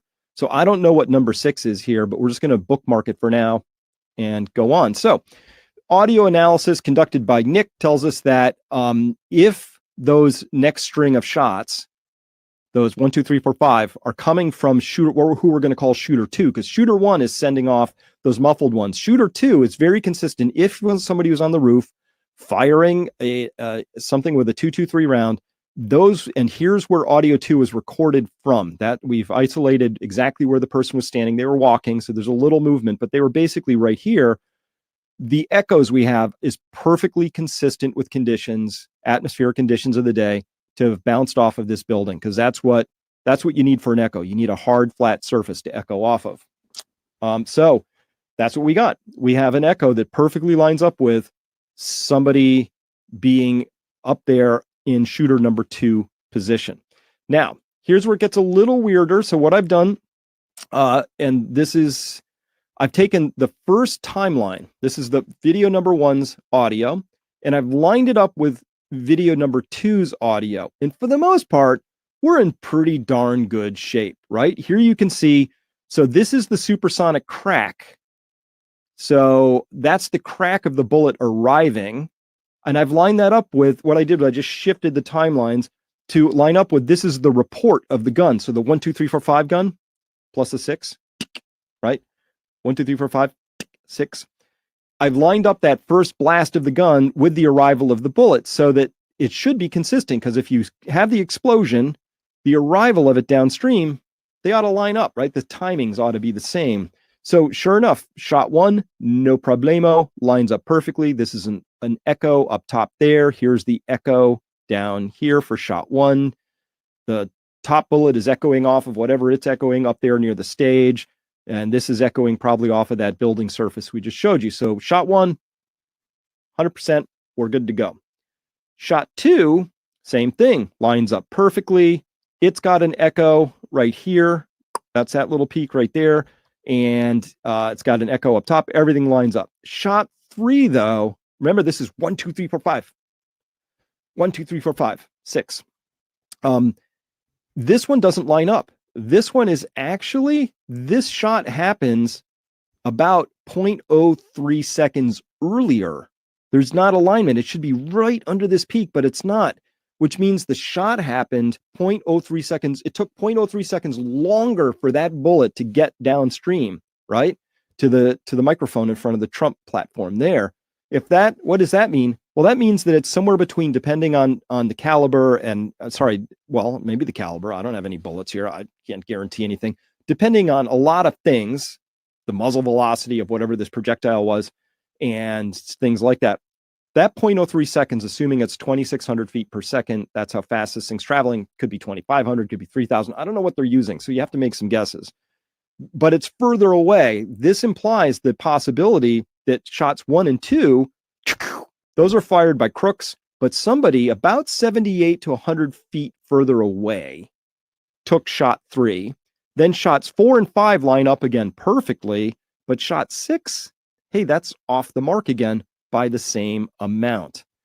And, there's not quite the echoes that are happening off of shot 3. We don't see the same. There should be an echo right here. There should be an echo right here. We don't see that, not like these big echoes. So there's a chance here. I'm making a chance that there's a possibility of there were 2 weapons being fired that are different from the first one. 1, 2, 3 are from weapon 1. Weapon 2 for sure is in a different spot, but there's a possibility because of those times of weapon 3. So it could be that 1, 2, 4, 5 were taken by crooks on the roof because he heard some stuff going on, decided to take his shots, but 3 and 6 were taken by somebody else another 100 feet away. I don't know. We're going to need more professional audio analysis, but I like it when everything lines up, and everything does line up until we get to there. And then further down the timeline, things get really weird, and things aren't lining up, but we don't know who's firing down at that end of the spectrum either. So some weird stuff down there, but it doesn't line up really well enough for my taste. Okay, so hypothesis. What do we have here? Okay, here's the hypothesis. At least 2 shooters, maybe 3. Don't know. The first 3 shots, I suspect, my hypothesis is they came from inside the building. All right. They were inside that, like if Crooks was on the roof, open the window, those shots came in from down below. Why do I think that? Because that ensures that the crack boom are consistent with the Patsy on the roof. The angles are the same. The crack boom isn't off. There's nothing to analyze, right? If those Remember, the Secret Service say that local police was inside the building. Those first 3 shots come out from below Crooks, then it all lines up, right? And this aligns with what we have from video number 2's audio, where it's more distant, it's a muffled sound that would be more consistent with being inside. We don't have it's also the upward slope of that bullet, right? Now that begins to line up if it's true that back victim was struck with bullet 1, and also all the lack of echoes. So everything's consistent with that hypothesis, and it's just a hypothesis. I'm just trying to, put some meats on the bones of what might have happened here. Because I know for a fact we had 2 guns, period, maybe 3. I could make a case for 3. I'm not as solid on that. I'm going to wait for expert analysis. But we don't need any further expert analysis to understand there were 2 weapons being fired at the stage, right? Because here's what happened. These next string of shots down here, which I'm highlighting, this is the recording from video 2. This is video 2's, audio 2, video 2. Video 1, which is taken from the microphone right at the front where Trump is, these are sonic signatures. So these booms led to these cracks, right? These explosions of this weapon resulted in bullets making sonic booms right over the microphone down at Trump stage. So let's be clear. These 1, 2, 3, 4, 5, 6 wasn't like, because I can hear it already. They're like, the Beaver County Emergency Services Unit saw him and climbed up and blah, blah, blah, blah, blah. Really, I guess that's what it was. That's not what it was. This second weapon that was fired, leaving the echoes and that sharper crack, that was fired towards the stands. So we have 2 shooters, guaranteed, full stop. Okay. In the second group of shots, I'm positive that 1, 2, 4, and 5, pretty sure those were fired by crooks. Lines up with everything, the echoes, and the snaps recorded downrange, all that. Now, shots 3 and 6 are puzzling. Again, expert analysis will be required here, not me. I'm just a doof with audacity and some common sense. But their delayed arrival downrange suggests they were taken 78 to about 95 feet further back than Crook's position. that would be consistent with somebody being on one of those other roofs just behind him, you know, just in case of you know, mission failure, I guess. I don't know. So my conclusions for today, there are at least 2 distinctly different weapons being fired, at least 2. The first 3 shots further away than the weapons that fired the next 5 to 7 shots because they're muffled. The sonic cracks tell us that everything was fired in Trump's and the audience's direction. That means they weren't taking out crooks with these shots. This means the lone shooter theory is 100% false. And I can't be the only guy who's done this analysis. And how is it possible that we even had CNN saying, oh, you know, experts tell us there were at least 2 weapons, probably 3 with that last final sniper shot, maybe 4. So this tells us that this was a full-on operation. These are the questions that need to be asked. I fear for my safety and everybody else's safety for coming out with this stuff, because one thing we know, they don't like loose ends in these stories, but man, they bollocksed this operation up really badly. Whoever was in charge of it, probably already floating in a river. I don't know what's going to happen to them because they really messed this operation up. It was sloppy. It left all kinds of traces and signatures. And it's very clear that they should have never held that rally in that location. Everybody I've talked to who's professionally trained, and I'm going to get somebody on the program here to talk about this, you would never do it the way that was set up. You had the lines of sight were all wrong. There were too many open places, that the perimeter was too tight. Like everybody, they had 2 sniper teams only 40 yards apart. No, you put them really far apart. The perimeter was way too into, anything out. We were in charge of up to 100 yards, you know, that 140-yard building, that was the local police. There was a gym that was 400 yards away. Normal perimeter is 400 to 500 yards, okay, for an operation like this. So everything stinks to high heaven. We already know that, but it's bizarre to me that we're able to determine here with our Comcast connection that there were at least 2 weapons. And that's just confirming something that's already out there in the public space. This needs to be talked about. Share this as widely as you can. I decided to put all this out public today. There's no further analysis today for my Peak Prosperity subscribers. So this is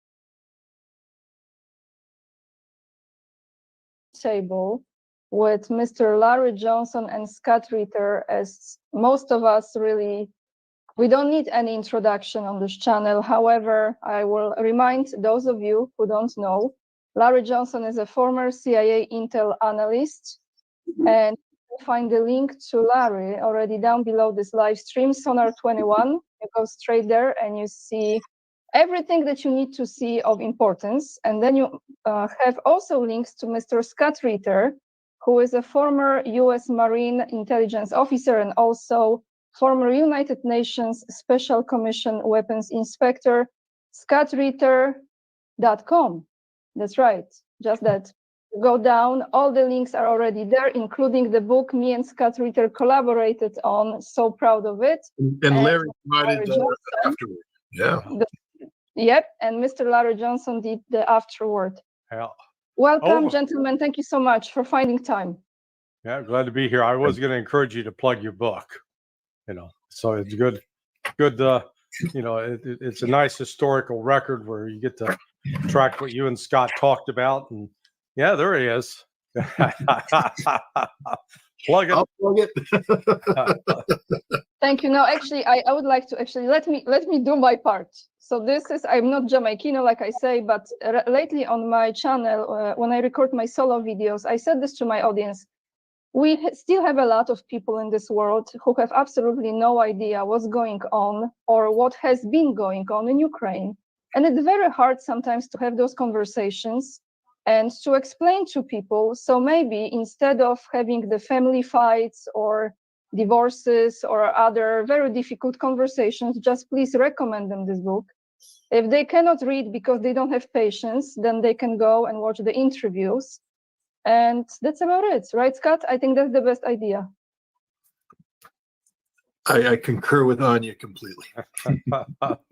So, gentlemen, let's jump into what's going on, because I really feel like not just the United States, but the entire world, almost entire world, is at war. But definitely the next few months will be, let's buckle up, everyone, because what's going to take place, especially in the United States, that will create a ripple effect in the world, as it usually does.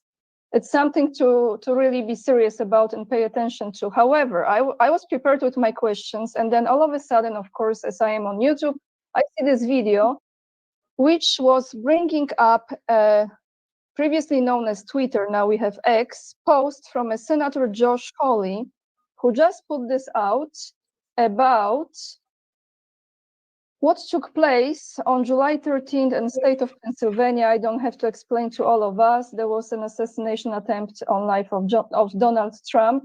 He had rallied there. As we know, he survived it, but this post on X is very, very interesting. I recommend you to go to this after we finish the live stream. Of course, I cannot attach it because in Russia I cannot access X, Twitter.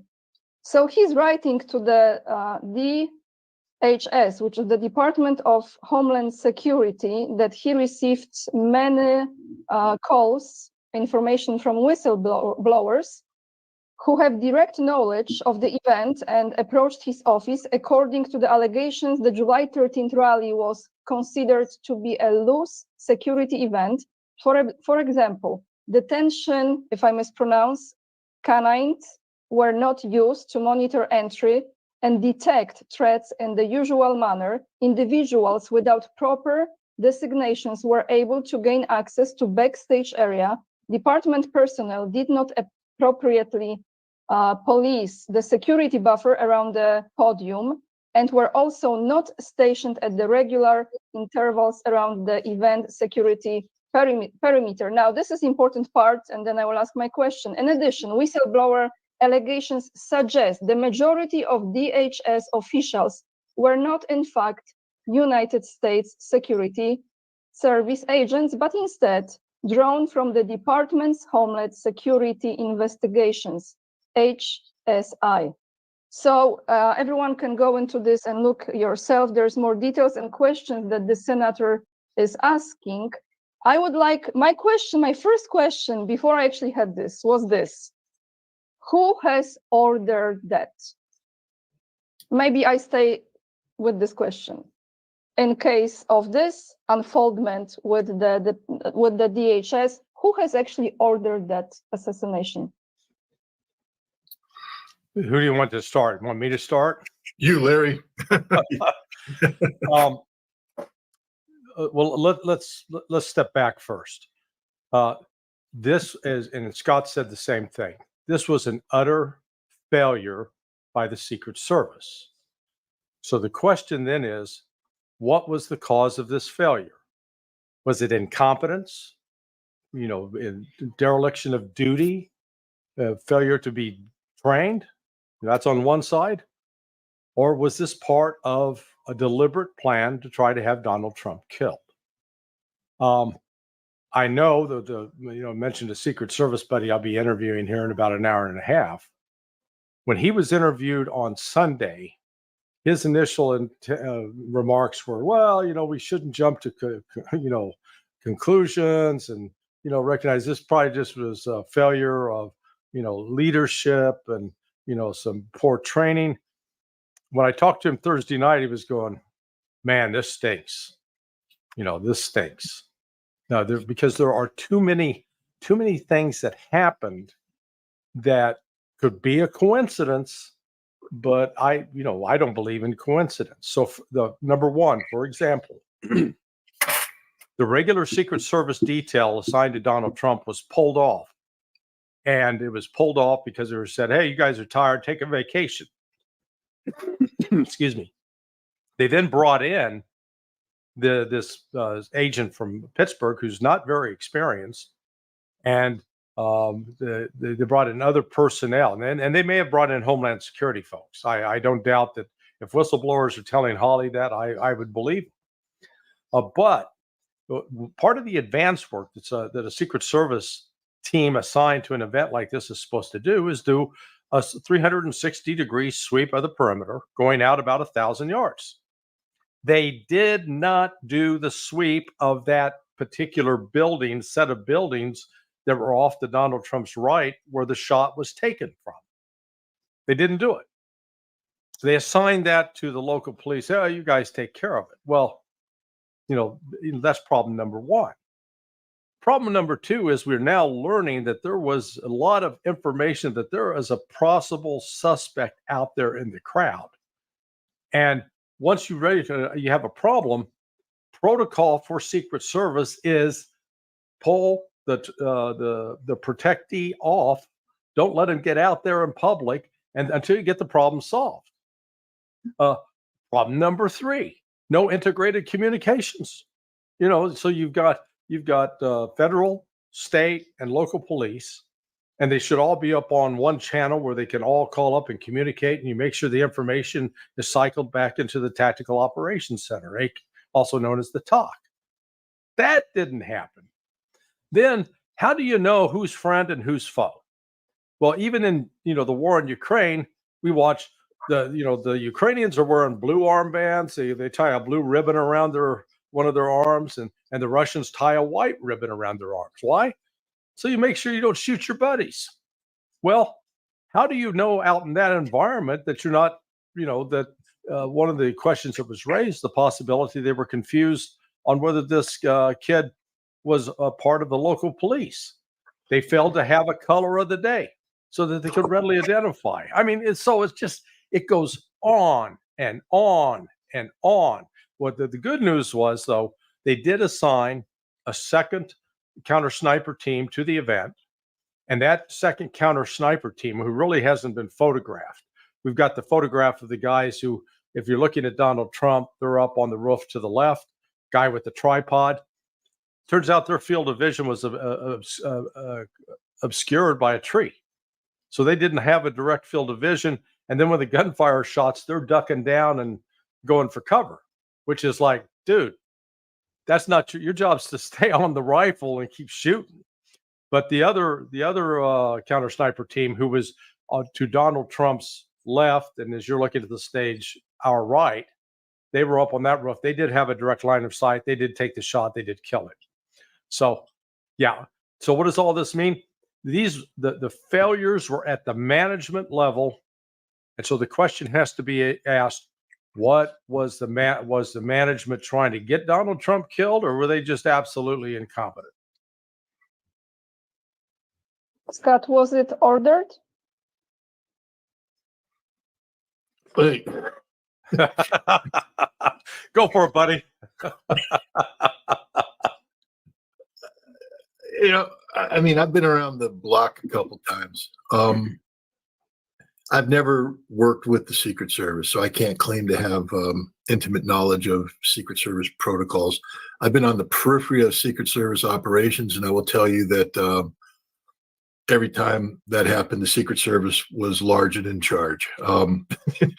There just wasn't any oops. I mean, it didn't matter if I was a Marine Corps officer, if I was a United Nations Chief Weapons Inspector at the United Nations. I mean, I watched 7 consecutive General Assembly workups by the Secret Service, and we were briefed on what we could do and what we couldn't do. And let's be very clear, you couldn't even get close to doing what you couldn't do because you were blocked, you were prevented. The perimeters were airtight. And then I've been involved in other things too, where just the professionalism of the people involved. I have a lot of respect for the Secret Service in terms of their training, their selection process. There's zero tolerance for error. Zero tolerance for error. It's one of those, especially when you get into presidential security, it's one of those organizations where if you show up at work with a scuffed shoe, that's considered to be, I'm being sort of over dramatic here, but that's like inattention to detail. You fail. You're done. We don't want you. You don't get away with making minor errors because minor errors become medium errors, become major errors, and you have a dead president. So there's no tolerance for any of this. And suddenly we have an operation. And let me just throw another thing out there. We can talk about this later maybe, but oh yeah, and the Iranians want to kill Donald Trump. Yeah. All right. So I'm just saying right now, which tells you that the Iranian intelligence is 100% bull crap. It's just made up, politicized crap thrown out there as a distraction. Because if the Iranians were seriously trying to kill Donald Trump, this outdoor event would have been locked and blocked, and they would have had double security, triple security. Go ahead, Anya. So who came up with this, that Iran is behind it, which is, can I just say, in my opinion, not being an expert, one of the biggest BS ever. Who came up with this? Well, we know who came up with it. Somebody in the Department of Homeland, God, it used to be the CIA was large in charge. It's now the Director of National Intelligence. Yeah, DNI. that's it. That another incompetent. It's up there with Department of Homeland Security, an organization that simply shouldn't exist because it makes America weaker. But somebody up there, look, there's no doubt. We know that after Donald Trump, and I'll get back to your question later, but after Donald Trump ordered the assassination of Qasem Soleimani, that the Iranians went crazy. Now, I just had some information come across my news desk. I know y'all not gonna believe this, but it's true. People finna start making videos about it because it's already articles being wrote about it. The building that the shooter was on, and I'm looking at it myself. That building is called the American Glass Research Facility. You can even Google it. American Glass Research Facility in Butler, Pennsylvania. Now this is where the story just gets crazy.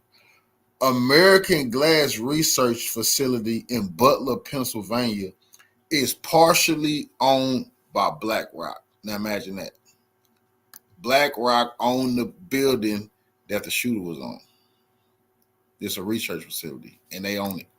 And they have said there will be revenge. And I take the Iranians seriously at that. And so, of course, we have dossiers opened up, and of course, we have, people out there looking for intelligence tip-offs for this. We just had an Iranian presidential election where that issue was discussed. So there's going to be heightened alerts. People are going to be listening to the chatter and all that. I can guarantee you, 100% guaranteed, without fear of contradiction, that the Iranians are not trying to kill Donald Trump at this point in time. Yeah. That's just not the direction they're going. They may be, there's politicians that are angry and all this stuff, but the Iranian government is not trying to kill Donald Trump or any senior American official that high up. Look, if a regional general offers himself up as a soft target, they can take the shot, they'll kill him because they want revenge. They are not targeting him. So you have people sitting there and somebody said, we need a distraction. And they went, bam, publish this crap, and out it went. Let's get back to the other thing. But the only reason why I bring that up is that it was real. You don't have this clown show. What happened, I believe, have you ever seen that movie, The Road to Perdition? Tom Hanks movie? He's a mafia assassin, and he gets tangled up with Paul Newman, who's a mafia guy, and the son of Paul Newman's a bad guy, and Tom Hanks wants to kill him, active revenge, but he can't because he's protected. But finally, after he causes enough harm, the deal is made that if you return the money or you stop robbing the banks, you get to kill the son. And he shows up at the hotel where, had he tried to show up previous, he'd have been killed. Had he tried to arrive in Chicago previously, he'd have been killed. Had he tried to get into the elevator, he'd have been killed. As he made his way up to it or tried to get into the guy's room, he'd have been killed. But instead, people just sort of step aside, and Tom Hanks walks all the way through the hotel, all the way up the elevator, comes in, nobody's at the door, opens up, and he kills the son. That's what happened. Trump was Epstein. All right? Trump was Epstein. There's no other way about it. And people go, conspiracy theory. No, accidents like that don't happen in federal lockup. Yeah. Epstein was murdered on the orders of somebody. They replaced the guards with people who weren't trained. The cameras stopped working, everything, no documentation, and Epstein is killed. Donald Trump was Epstein. He's supposed to be dead right now. He's not supposed to be alive. We're not supposed to be talking about this right now. This is a huge, huge problem for the idiots who came up with this, because I don't believe that this was a well-planned operation. If this was a well-planned operation, Donald Trump would be dead. Yeah. I believe that this was a panic operation because take a look at what happened in the courts. See, the establishment, the Democrats, the whatever you want to call them, have been trying to kill Donald Trump politically for some time now, and they have failed. and he just won some major court, the Supreme Court decision, Cannon throwing out the case, their entire effort to make sure that he can't run for president has failed. And now he's up there. This was their last chance before the convention to get him. This is my firm belief. Do I have any evidence to back up anything I just said? Absolutely not, which is why I'm normally reticent about talking about it. But this has me so pissed off. I'm sorry to use the words, but because this is an affront to the American people. This isn't politics as usual. This is an affront to the American people. I'm not the biggest Donald Trump fan. Actually, I'm not a Donald Trump fan at all. I am a fan of the United States of America, unabashed. And I believe that the differences we have as a nation must be worked out at the ballot box. That if you don't like Donald Trump, don't vote for him. Go out and vote for the other person. If you don't like the other person, vote for, whatever you want. But to have the people we're supposed to trust with protecting the institutions. And it's not just the Secret Service. Understand that the FBI has to be involved in this as well. The National Security Division is involved. And these are the guys that initiated Crossfire Hurricane in 2016, a totally manufactured case. These are the guys that, that criminalized a documents case that should never have been criminalized. These are bad people. These aren't good people. We have fundamentally bad people. And now it turns out we have bad people in the Secret Service because, Larry, maybe you can back me up on none of this happens if you have a good special agent in charge. Yeah. None of it. If there's a special agent in charge and the head of the Secret Service says we're swapping, you go, no, you're not. You're not swapping out. I'm in charge of this detail. Not only are you not swapping them out, you're giving me the resources I want. Well, I'll fire you. Fire me, I'll go to Congress. I don't care. This is a national security issue. This man, it has to be protected. This Secret Service was involved in this. And whether they knew what the outcome would be, I can't say. What happened here was not an accident. And this goes straight to the top of the Secret Service. This goes straight to the head of the Secret Service, but it also works its way down. They're not going to be able to hide for too long. That BlackRock on that building. If the internet is busting that down, it's not going to be long before they got to admit that that boy was sitting on the building of a company BlackRock partially owned. All hell gonna break loose. Because again, the guy in Pittsburgh, why isn't he screaming bloody murder? That was them. Where's the professionalism here? Where's one aspect of professionalism here? Where's one person who stood up and said, hell no, that ain't happening. That's not happening. Not on my watch. It isn't going to happen. You're going to give me the resources I need, or we cancel the event. That's always an option to say, no, Mr. President, we can't guarantee your security. Therefore, the event isn't going to happen. But to allow this to happen the way it did, it's too much. It's the road to perdition. Somebody was leading the way. And we haven't even got into the shooter yet and how he did all this and how the hell a 20-year-old kid comes up with explosives that are supposed to be detonated as a diversion. Why does he have 3 phones with multiple encryption channels with overseas contact? Who's the hell he talking to? What the hell is going on here? Yeah. And this is the thing that kills me. And now we, the people of the United States, are supposed to sit back and say, we'll let the Department of Homeland Security investigate this. There will be no investigation. Yeah. Not one that counts. Anyways, I went on too long. I don't like to do conspiracies. I just was very conspiratorial, but I'm very mad about this. Not because, again, I have a proclivity towards Donald Trump. I don't like the guy, but you can't kill political opponents in America. They can't hit Putin. They try. They can't hit him, but they can hit Trump. They see that Ukraine is the key in that $20 trillion. That's the key to this. They don't want to talk about that. It can't be done with the connivance of the people who are supposed to protect them. They work for us. The Secret Service's job is to ensure the integrity of the American political system by keeping political violence out of the decision-making process. We decide at the ballot box. We don't decide because some 20-year-old kid wants to pull a trigger. Anyways. Yeah. Okay, so can I be, gentlemen, it's okay. I can take on the conspiracy head, okay? Foil head, however they call it, fine. Tinfoil hat. Right. Thank you so much. I own it. Zero shame. Let's go there. In my opinion, I actually feel there was more than one shooter. This was this boy who had some mental issues, that is obvious, was either encouraged, whatever was the case. I think there was more than one person who were shooting there. And I would like to ask you a different question now, because if we go deep into this, we have the DNC, which is the Democratic National Convention now, in August, from 19 to 22, from all the places in Obama's hood, which is Chicago.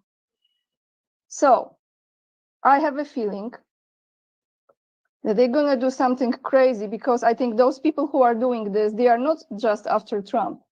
They are after everything that's not working out for them, and that is at this moment Biden, so is Harris. So ultimately, probably Newsom will be running against Trump, in my opinion.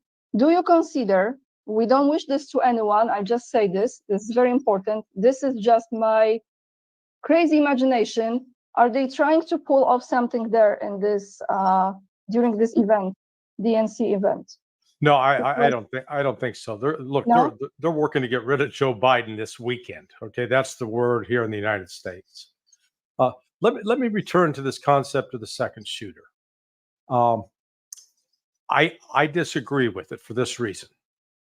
One, there is no evidence that Crooks, the kid that was doing the shooting, had any kind of communication system on him to coordinate with another shooter. That's number one. Number two, the shooting stops once Crooks is dead. And the shooting, I've heard these people going on, the shooting went on for 26 seconds. Well, that's a bunch of horse shit. It went on for 6 seconds. Watch the video. You can hear the shots. And people say, well, there were multiple gunshots. Yeah, duh. The shooter and the counter sniper team. There you got at least 2 rifles involved. So what I don't understand is if there was more than one shooter, and some are saying there were 3. Okay. And, Scott knows what it's like when you're firing a semi-automatic rifle, whether it's an M16 AR-15 platform, or if it's something bigger with, say, a 308 or a 300 Win Mag, that when you're firing, you're hearing that noise there, and you can't necessarily tell when everybody else has stopped firing unless you stop and listen. So here's my point, that if you got 2 shooters and their job is to kill Trump and Crooks gets killed, why doesn't the other guy keep shooting? He could have taken out a bunch of those Secret Service agents. It didn't happen. And it's not like there were 6 or 8 different people in the crowd wounded by stray rounds. Their grand total of 3, 1 dead, Trump wounded, and 2 others wounded. 4 shots, 5 shots right there. So I think some of this multiple shooter nonsense is being brought in to help throw people off the trail. The old with the dog, squirrel. The dog goes running chasing the squirrel. Is it Scott? I got my 2 Ronnies. Man, when they go after the squirrels, in trouble. Scott's correct that we're not trying to be conspiracy theorists, but the other thing we haven't talked about, the timing of this. If they had killed Donald Trump on Saturday, can you imagine what would have happened at the Republican National Convention? But it would have been a nightmare. They want a civil war in the United States. Yes. That's how I see it. Yeah. They want a civil war.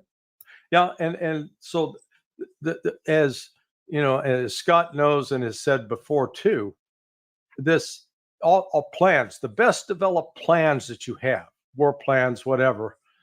You know what? Reality always intrudes, and those plans don't always go according to the script. And those who planned this, and I totally agree with Scott, a level of incompetence is just not fathomable. But they still were trying to kill Trump. It remains to be seen what this kid's ties were overseas, and who was encouraging him, or what what evidence they're going to be suppressing, because there's absolutely no way that either the FBI or Secret Service, which is under Homeland Security, should be allowed to conduct this investigation. No way. It has to be independent. Yeah, look, Anya, this was not a difficult shot. The hardest part of this was the stalk, and that's what I want to. Getting him into the perimeter, onto the roof, and then the low crawl that he did. It was a covered crawl. I mean, no amateur does that. Okay, this was a tactical movement to contact. It wasn't the best in the world because people saw it, but the people who saw it reported to cops who didn't respond. I mean, I know we have the story about the one cop pulling himself up, looking, and then getting the gun in his face and going down. I'm sorry. If you're not a cop screaming bloody murder, pulling your weapon out and starting to fire at least suppressive rounds over the top of the thing to distract the shooter, the guy on the roof with a gun with the president there talking, you better be banging off everything you got and getting attention, anything to distract. But they didn't. They ran away. There is just, this thing stinks to high heaven, but this was not a hard shot.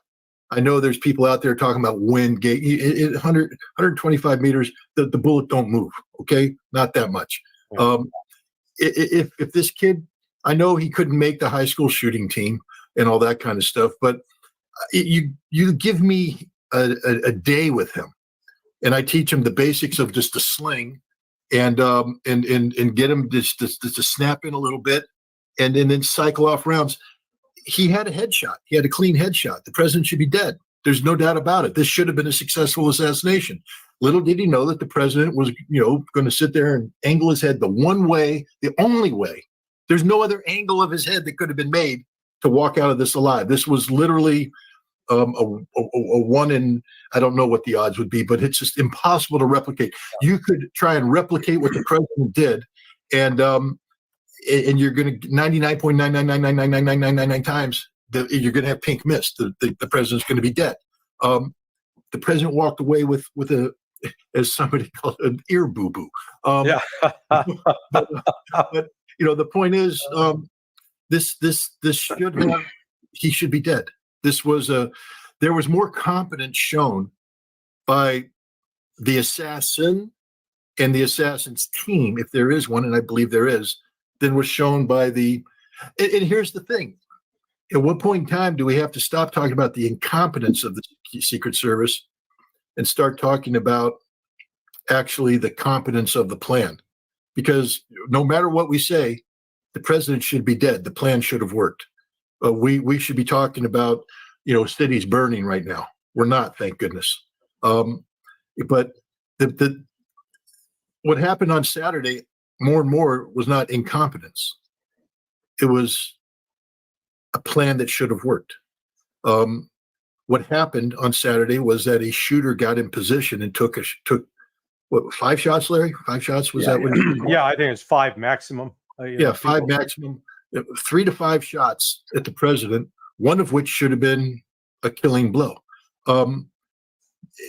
We need to focus on that and stop talking about incompetence and start talking about there was a plan that was executed that should have worked.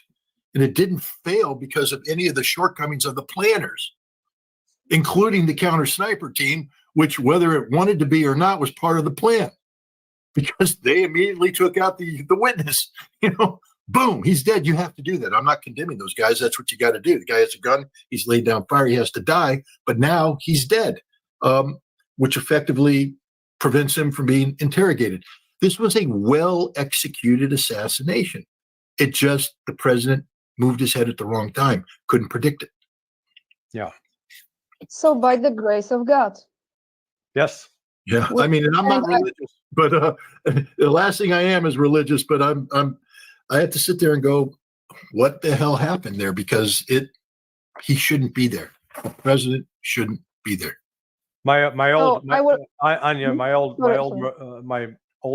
boss, who was a retired Marine colonel and mentor for me, like a second father, he had an expression for things like this. It was the 4F, and he called it the fickle, effing finger of fate, because it just, what should have happened didn't happen. I am the person who believes in God's protection, and it's nothing to do with religion.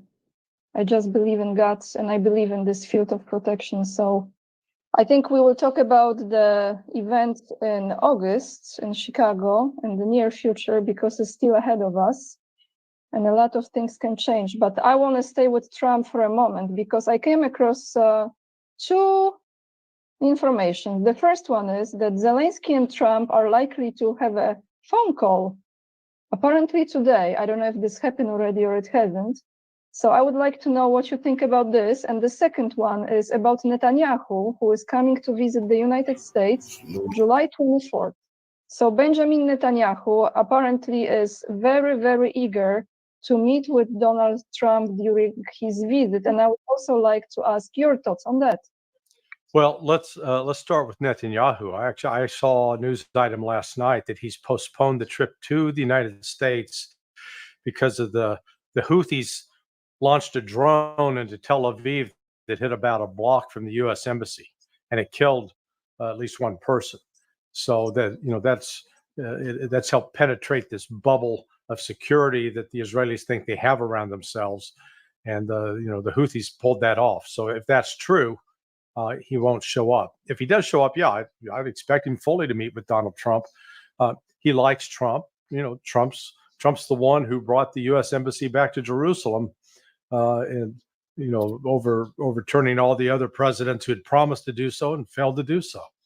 So, and even though it's so sort of ironic is that Trump is routinely reviled as this anti-Semite, where his daughter is basically an Orthodox Jew, or close to it, and a practicing Jew and an observant, and her children are also then Jewish. But if anybody's anticipating that there'd be a change in U.S. policy going from Biden to Trump, if anything, probably the support for Israel would go up. Now, the only thing I think that would change that is Trump is a bit of a pragmatist. And if he sees that Israel is actually getting destroyed and in the process of destroying itself, I think he would try to take steps to, get them back and under control where they don't commit suicide. But right now, I see the Israelis sort of hell-bent on committing suicide. And as far as Zelensky goes, yeah, they may talk. Zelensky knows what's coming. The countdown clock is on. This Ukraine grift adventure is coming to an end, and it's going to happen one of two ways. I mean, the Russians are busy pressing forward and making significant advances all along the front, and they still haven't delivered their second punch. Or, the Ukrainians are just going to run out of gas, or once they recognize, hey, the party's over, America's no longer writing checks, we got to pay the bills. Going to come to an end.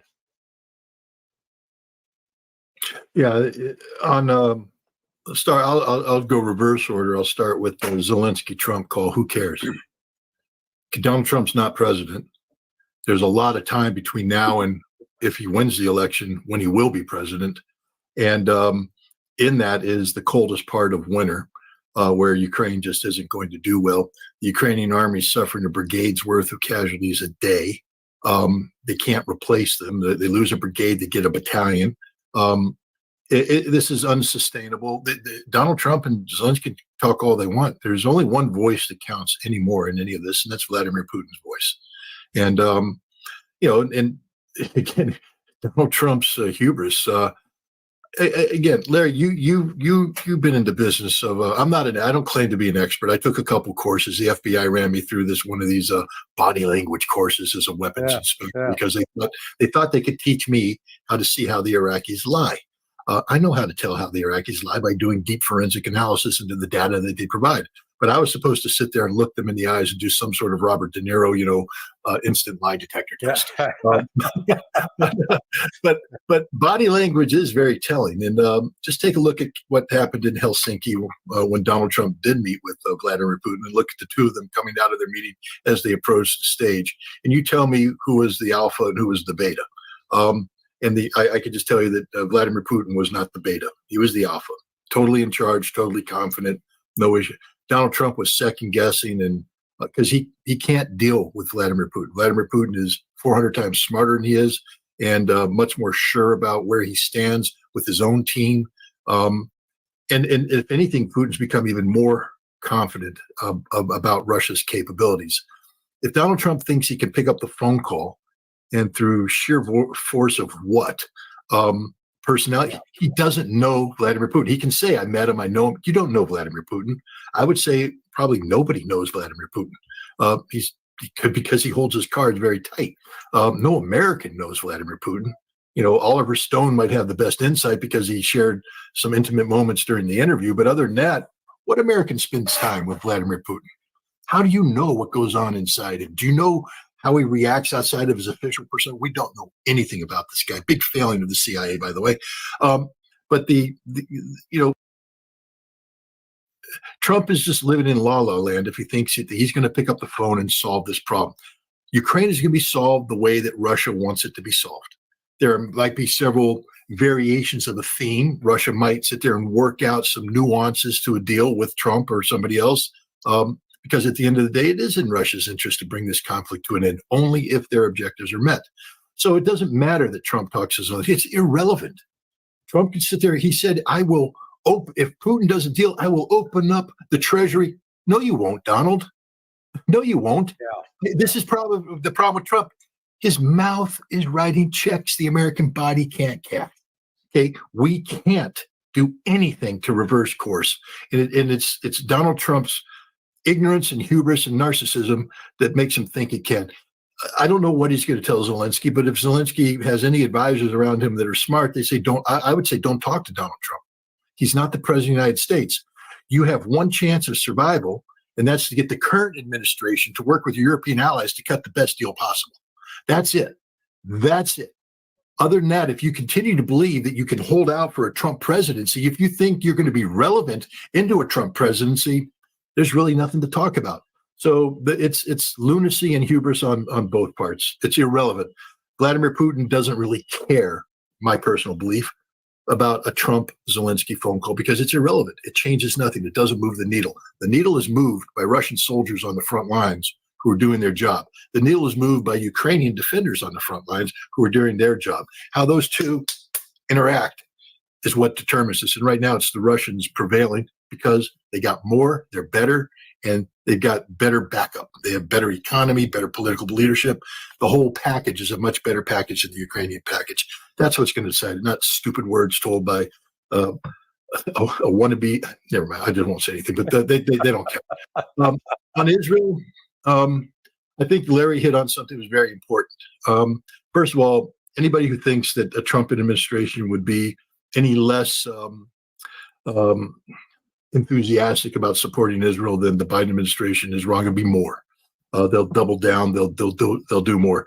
Except for the one thing that Larry said: Trump is a pragmatic guy. For all the toughness, and I wanted to shout this out at J.D. Vance when he was giving this stupid interview with Hannity about small bombing runs on Iran. No, let's go with the big one. I'm like, J.D., you might want to talk to your boss, that would be Donald Trump, and ask him how it felt when the Iranian missiles hit the Al-Assad airbase. Because big bad Donald Trump shut the hell up. Big bad Donald Trump sat down. Big bad Donald Trump didn't do a damn thing. Because the Iranians put a marker on the table that said, we got all of your bases zeroed in. These missiles don't miss. And that's the reality, J.D. Vance. You want a war with Iran? You can't handle a war with Iran. And I hope Trump just tells him to shut up on foreign policy issues and let Trump do it. Because Trump, we know that when Trump is confronted with reality, I'll tell you the other reality he was confronted with, Afghanistan. He gave them more troops, unleashed rules of engagement, let them do whatever they want, U.S. military. It didn't work. If you had, in 2016, if in the campaign with Hillary Clinton, I said, Donald Trump, one day you'll be talking with the Taliban and negotiating peace. He said, no, I won't. I'm Donald Trump. I will do this. I will do that. He ended up talking to the Taliban to get America out of there. Why? Pragmatic. So anybody who doesn't think that Donald Trump will end up having his administration talk to Hamas about how to resolve this issue, you don't know Donald Trump. Hamas has redefined the reality of Hamas and the resistance. The Houthi just redefined it yesterday with their drone attack. They've redefined it by beating the United States Navy in the Red Sea and the Gulf of Aden, by this successful naval blockade of Israel, which has caused the Port of Eilat to go bankrupt, shut down. It's destroying the Israeli economy. These are realities that Trump has to deal with. And the reality right now is that Hamas has beat the IDF. The IDF has run out of tanks. Think about that for a moment. They don't have any tanks. It's not that because Hamas destroyed them all. Hamas damaged so many of them that the IDF no longer has spare parts to repair them, which makes them destroyed for all sense and purposes. The IDF doesn't have enough tanks, and they want to go to war with Hezbollah, which is just going to chew up tanks for breakfast. This is the reality that Donald Trump would roll into as president. And it'll be modified even more in the favor of Hamas and the resistance by the time he becomes president, because a lot is going to happen between now and January.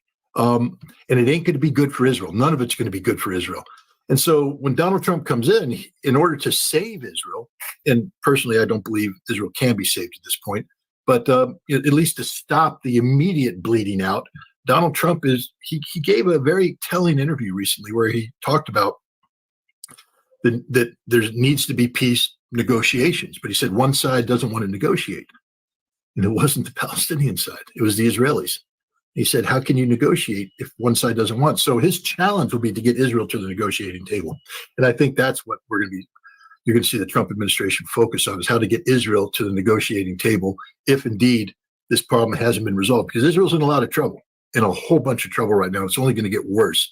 I don't know if Netanyahu is going to be the prime minister by the time Trump, if he wins the election. Remember, we're making a lot of assumptions right now. One thing I've learned about American politics is if you think you know who's going to win the presidential election in November, in July, you're an idiot. There's a lot of time between now and November. Donald Trump can step on his foot, shoot himself, figuratively. The Democrats may suddenly get their act in order, come up with the brilliant candidate. There might be a debate where Trump just looks like a fool. The Democrat looks great. There's just so much that can happen now and then. So if you think you know what the outcome is, you're wrong. We won't know the outcome until after November 5th. And that's when you can begin, talking about a Trump presidency or a second, Democratic term, because I don't think it's going to be Biden. But there's just a lot that can happen between now and then. But I think countries have to be careful in assuming the outcome in November to be a Donald Trump victory. Right now, it looks like it is. But like I said, if you're trying to call the election in July, you're in the wrong line of work. But even though we don't know yet, I would like to ask you this now. What if Trump wins this election and he will become the next president of the United States? What will be the policy, the foreign policy his administration will take specifically with Russia? I know that J.D. Vance made some statements about China, he made statements about Israel, as well as about not supporting Ukraine. All right, but I would like to know about Russia. Okay, yeah. Let me first sort of make some excuses for J.D. Vance. He's 39 years old. He doesn't have any kind of experience at all within the national security world. But as a person, he is a very decent person. He's not one that has come out of this anointed political class that is destined for the top. And his story about Hillbilly Elegy, his life story, dealing with a mother who is a heroin addict. And, he told some pretty candid, awful moments about that. But, he stuck by his mom, still loves his mom. So that said, I agree with Scott, though. He's saying some really stupid stuff on the foreign policy. He's just mimicking and repeating what's out there. Yeah. But that's not an excuse for Donald Trump. So particularly with Russia, like he was saying last night in his speech that, you're not going to take our people hostage or else what? Yeah. What are you going to do? Hold your breath until you turn blue? Because we've given about every sanction possible on Russia. Then all it's done is made Russia and China stronger and alienated the United States from a growing number of countries. But there is that part of Trump who he wants to be liked. That's a very strong desire. And he will do what's necessary to try to make Putin like him. And so to that extent, I think the one thing that will change with the Trump administration that's not in place right now is there will be communications between the diplomats, and they'll get back into the conversations. Because the one thing we've heard clearly from both Lavrov and Sergei Rybakov, the deputy foreign minister, they don't have anybody to talk to. I mean, I heard that directly from the deputy foreign minister back in December. He goes, "Who do we talk to? We don't have anybody to talk to. They're not talking to us." Now, that's not to say there are not, there's been contacts between Bill Burns and the head of the SVR. That's taken place. But there is not that kind of communication that existed back, in 1972 when Nixon and Brezhnev could talk, for God's sake. So, I think that will come back into focus. And, but I still doubt that sanity is ever going to prevail, at least in the near term, in Russian-U.S. relations, because the American people are just so brainwashed into a stereotype of, Russia as the still vibrant Soviet Union who's full of communists, hates God, hates religion, authoritarian state. By God, Putin's killing everybody. It's so total repression. It's all bullshit. But that's what Americans think. Yeah. Here's the problem.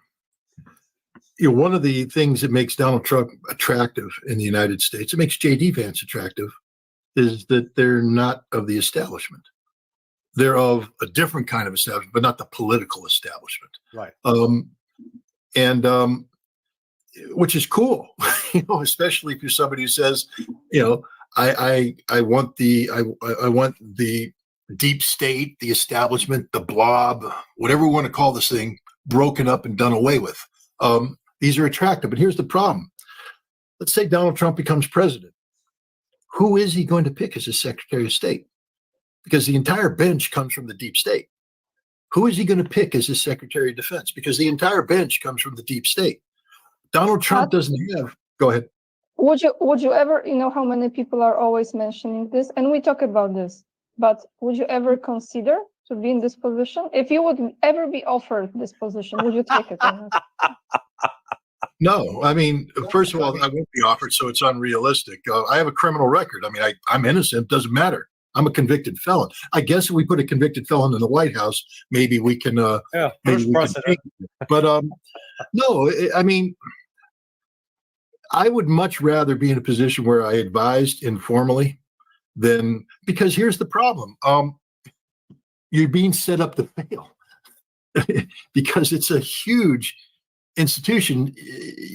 The reforms that would have to be made, you'd have to have, if I were to be Secretary of Defense, you'd have to give me the authority to walk into every meeting I go to, and as soon as somebody opens their mouth, they say, "Throw your stars on, get the hell out, you're fired.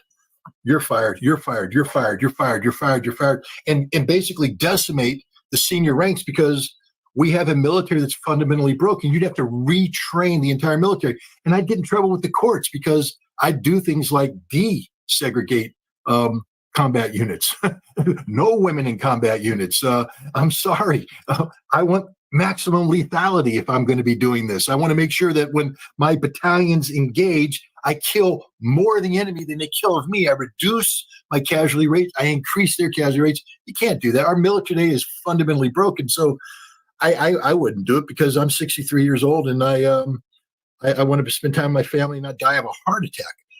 But I have no problem advising, and I do advise indirectly by writing. And Larry does the same thing. The stuff we do, when we do podcasts like this, when we write, we're advising indirectly. People read what we say, it resonates, it has an impact. And so I'd rather do that. But the frustration here, Trump has to attack Russophobia. Just a quick story. My daughter just graduated from Georgetown University from the Foreign Service Institute, the elite institute to trace. She got her master's degree. This is where they train the diplomats. This is where the CIA puts their people in before they become, under diplomatic cover. This is where the elite foreign policy people go. She majored in South Caucasian affairs, the Southern Caucasus, Georgia, Azerbaijan, Armenia. But she had to, take Russian language, and she had to be familiar with the entire region. I took her with me to Russia in December, and we were there in December and January. We got to meet some very interesting people. We got to see some very interesting things.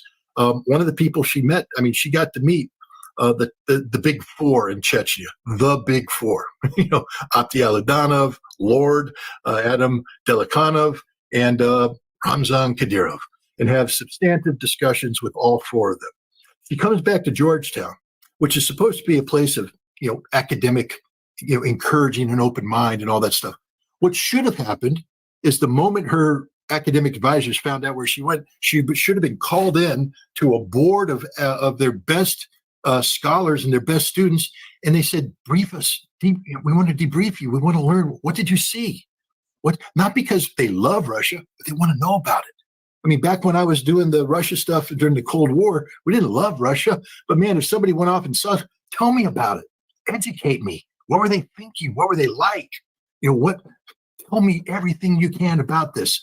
There was no intellectual curiosity whatsoever. They condemned her for going on that trip. They attacked her for going on that trip. They tried to destroy her for going on that trip. They wanted to kick her out of the program for going on that trip. Why? Because Georgetown's not in the business of creating genuine Russian area experts.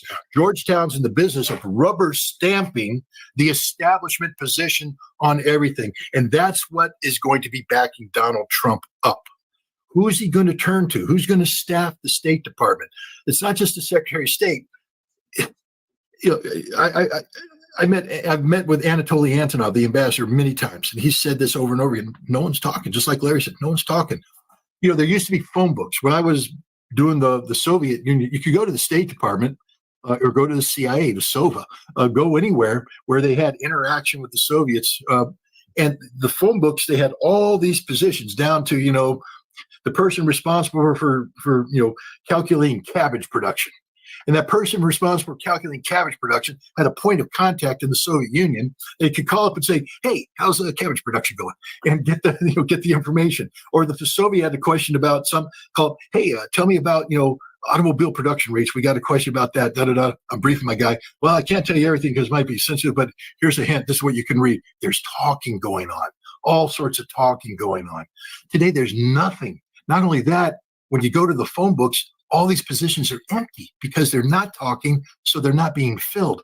The muscles have atrophied. Where we used to have bodybuilders doing the Soviet and Russia stuff, today we have a bunch of atrophied nothings, old men sitting on a couch, rotting away. This is what's going to be backing Trump up. And now one last thing I'm going to say. Because we're looking at Trump. You know what else happened this week or last week? July 10th. The United States and Germany announced the return of intermediate range missiles to Germany in 2026. On February 4th, 2026, the New START treaty expires. There will be no arms control at that point in time. The weapons that we're sending in include a short-range missile, the SM-6 Typhoon, ground-launched cruise missiles, nuclear capable, and the Dark Eagle hypersonic missile, which once launched will close in on its target with precision. And it's an ideal decapitation system. How did the Russians respond? When the U.S. withdrew from the INF Treaty in 2018, or 19, I'm sorry, the Russians said, "Well, we're not going to build any of these missiles as long as you don't deploy them to Europe." Well, last year, we deployed 2 of them temporarily for an exercise. Russia's going to rebuild. Russia isn't going to build from scratch. In 2017, they mothballed a system called the RS-26.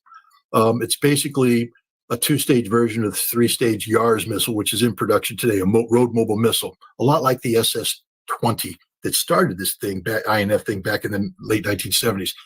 It will be equipped with 3 avant-garde hypersonic nuclear-tipped warheads. We're not going to be able to shoot it down.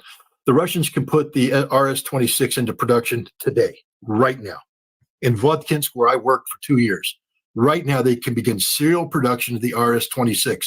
They will have RS-26 deployed with nuclear warheads before we deploy our missiles. Why? Because they have to.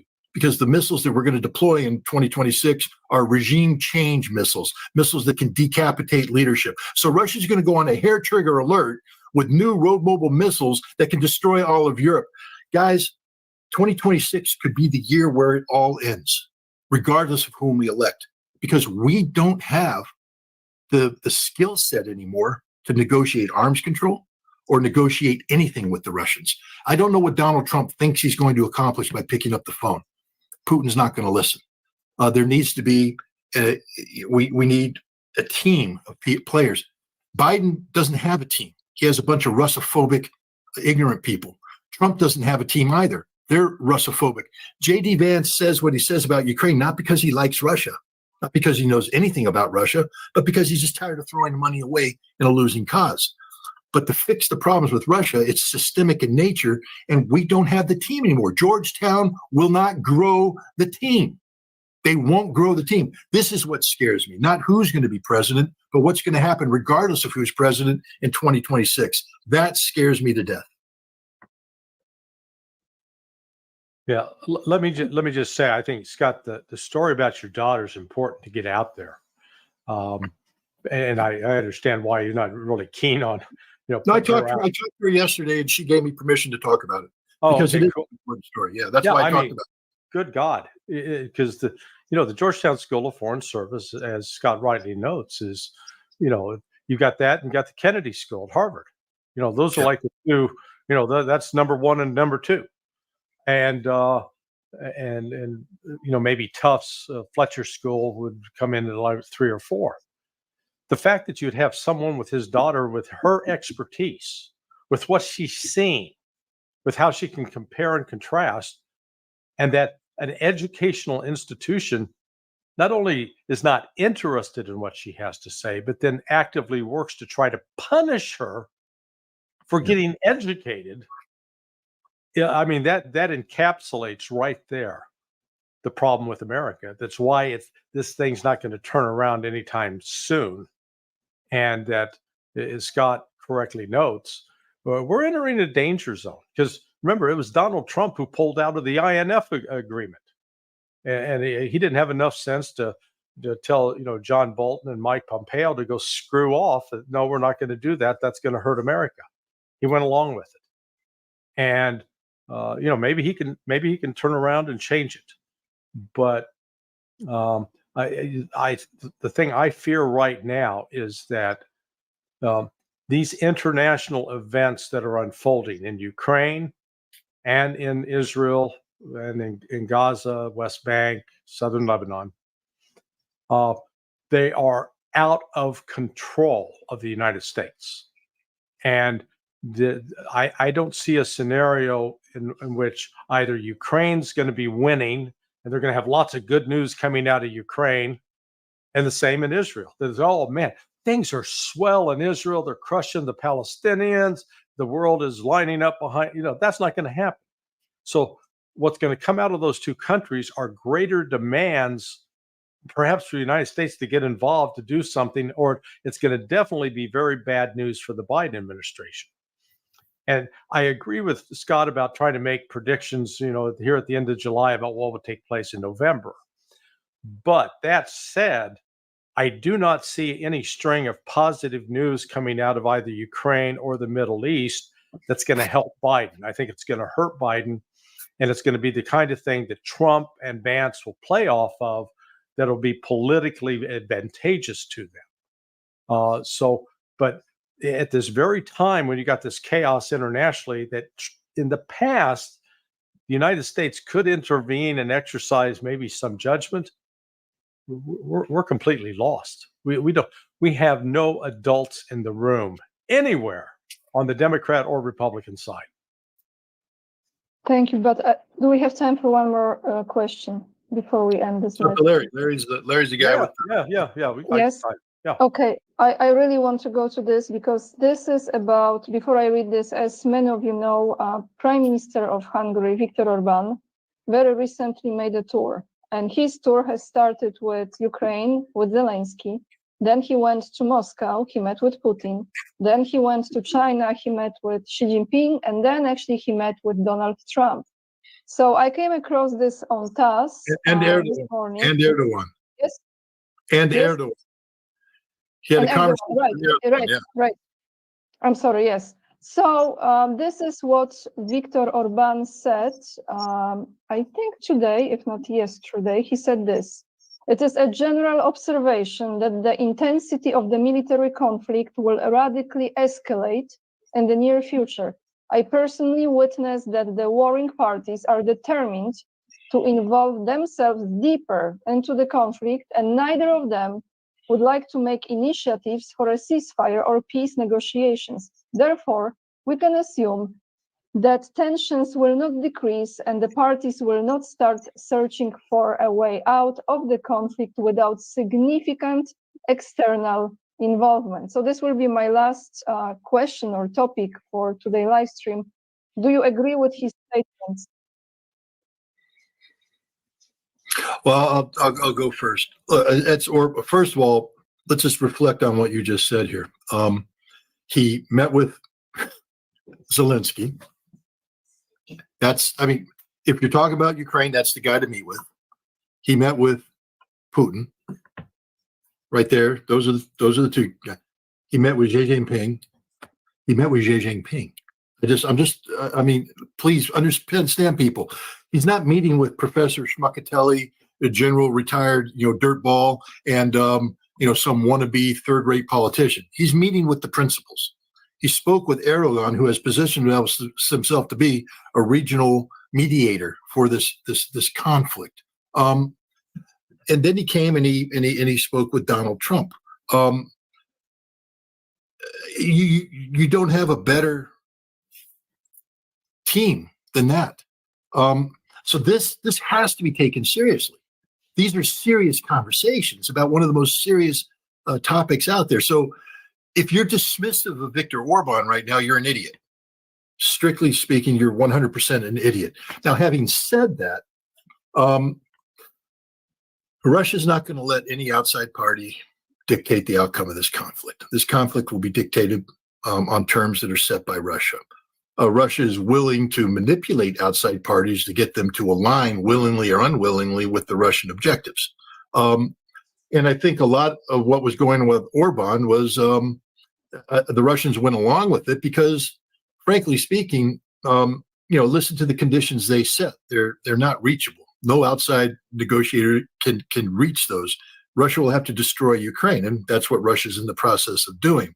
But Orban was a very disruptive force at a time when Europe and the United States didn't need Orban's disruption. He disrupted the NATO summit. He's disrupting the European leaders meeting. He disrupted, the presidential race here in the United States. And while the Russians will never admit this, and I don't want to accuse them openly, but I will, this was done on purpose by Russia. But they didn't plan it. They just went, you want to do what, Orban? Sure, come on. Because the outcome is a lot of confusion and chaos and disruption out there while Russia focuses on what Russia needs to focus on, which is destroying Ukraine and compelling Ukraine to come to the terms that will be dictated by Russia. God bless Viktor Orban. I hope that peace can come, and I hope that that the work he put into this bears fruit. But unfortunately, to have a settlement, you need both sides to be rational. And right now we have one side that's totally irrational, and that's the West, that's Europe, that's the United States, that's the Ukrainians. And so, Orban, I think, will just go down in history as a guy who made it a peace initiative that had to be taken seriously, but never was followed through because one side wasn't serious about peace.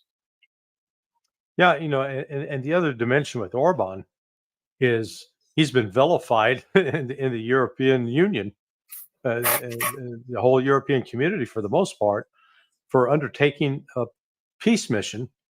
And in contrast to his peace mission, you've had increased heated war rhetoric emanating out of the United Kingdom with Keir Starmer, the new prime minister. I mean, he's as crazy as little Rishi Sunak. Same with Macron, same with Scholz. So the war fever in Europe hasn't abated, and yet they're terrified with the prospects that, oh my God, Donald Trump's going to win, and so is this J.D. Vance, and we're going to be on our own.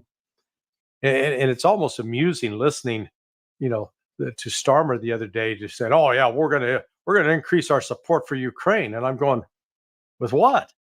I mean, hell, guys, you can't even get your aircraft carriers out of port. You've got 70,000 soldiers. You couldn't even fill up Wembley Stadium, and of those 70,000, maybe 30,000 are deployable, if that. You don't have any industrial base in your country for producing artillery shells or the barrels for the howitzers. Tanks, you're not producing any of those new. I mean, what good are you other than you're this cheerleader on the side? And Scott's exactly right that the time has passed where Russia felt that perhaps negotiation was in its interest. It's winning.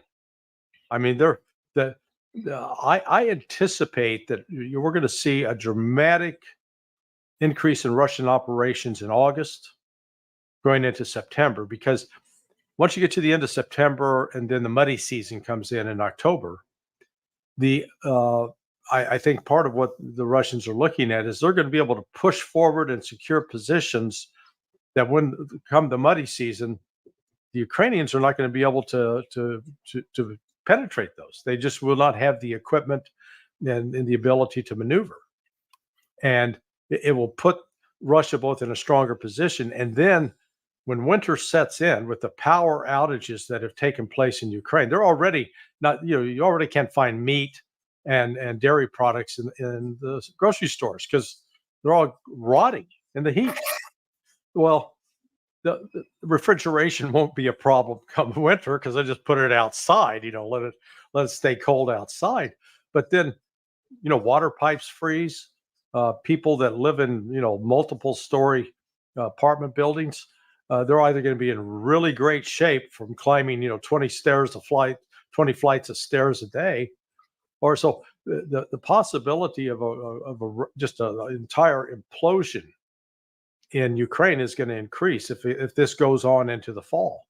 But it's still, right now there are rumors circulating that Syrskyi wants, hey, we can't keep this up. We need to enter into surrender talks with the Russians. Whether that's true or not, it's just more rumor. But there is nothing that's going the way in Ukraine's favor. And Russia holds all of the trump cards. So when they look at Orban, if he brings a reasonable deal to the table, but the reasonable deal is going to be this, that Russia's going to get, Odessa is going to be returned to Russia. Ukraine's going to swear off forever joining NATO, and NATO's going to, back the hell out of Romania and Poland with its weapon systems. And there's going to be a genuine buffer and an agreement that we're not going to be enemies. We're not going to attack each other, but you're going to stand down and step away. And unfortunately, I don't see any political will in the West to do that. But that would prevent the escalation of the war, because as you know, Polish President Duda, as Lukashenko calls him Dudu, he just recently, let's have some laugh in this crazy world.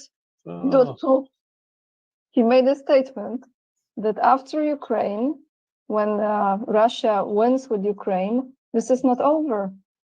And Poland will be next, right? Well, so what he means, of course, we know not in this context, not in his context, but when we flip that story, that's why Poland is fully engaging in this experience, in my opinion. And if they can create some kind of buffer zone without any explosions of any rockets whatsoever, just agreement on not crossing certain lines that, by the way, has been constantly crossed recently, as we know. So I don't know how they are going ever to accomplish this, to be honest, because I'm not an expert at all. I'm just looking at this and asking myself, when enough is enough? Enough is enough when Russia wins. There's no such thing as enough. Russia's lost 100,000 men. All right, let's just be clear about this. Russia's lost a lot of people. Not as many as the Ukrainians, but Russia's lost a lot of people. You think Russia's going to walk away from that? You think Vladimir Putin can walk away from that? No. Russia's in. They're all in. The nation is in. He has the mandate. The West is out there. We're looking at our problems here and our inner. We're wrestling with that and the other. Russia's all in. The Russian people have said, win this thing. And when this thing isn't compromising. If you think that Western Ukraine is going to be allowed to stay intact with a Banderist element in place politically, you don't know anything about Russia. Yeah. The Banderas are dead. They're finished. They're gone. Their time is done. They're going to be purged from Ukraine.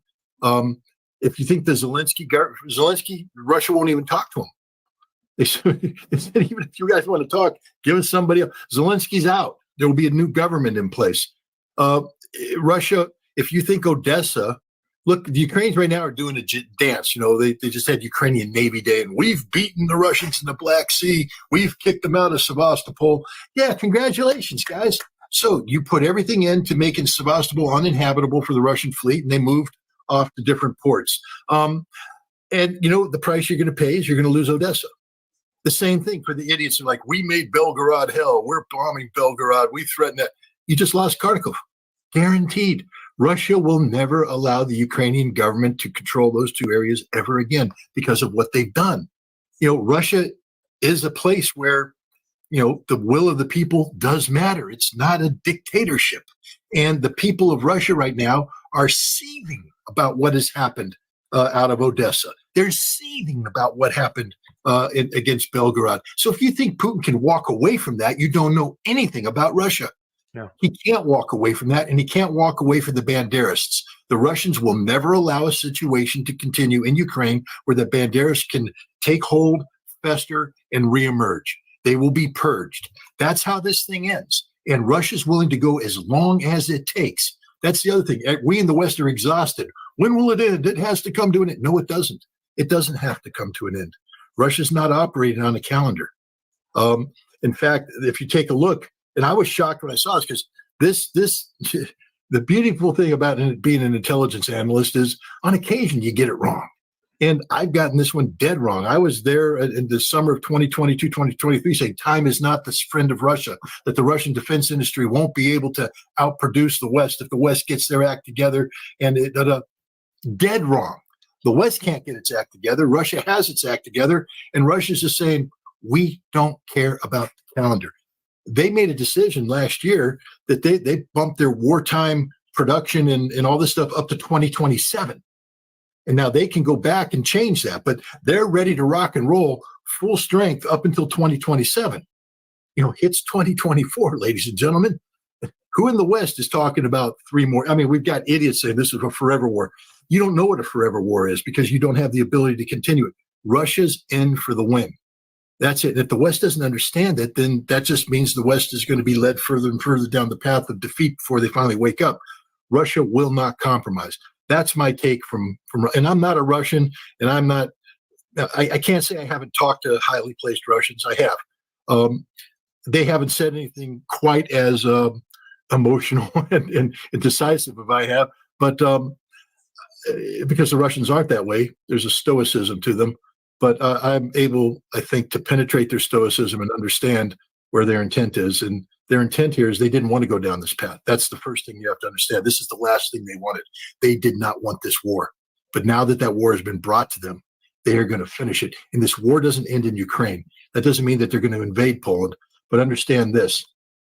That peace treaty that Russia put down in December of 2021, that ain't over, guys. The new European security framework is part of the reality that Europe's going to have to adapt to. because that's the price you pay for losing a proxy conflict with Russia and Ukraine, and they've lost. Larry, do you want to add something before we end this live stream? I agree with Scott.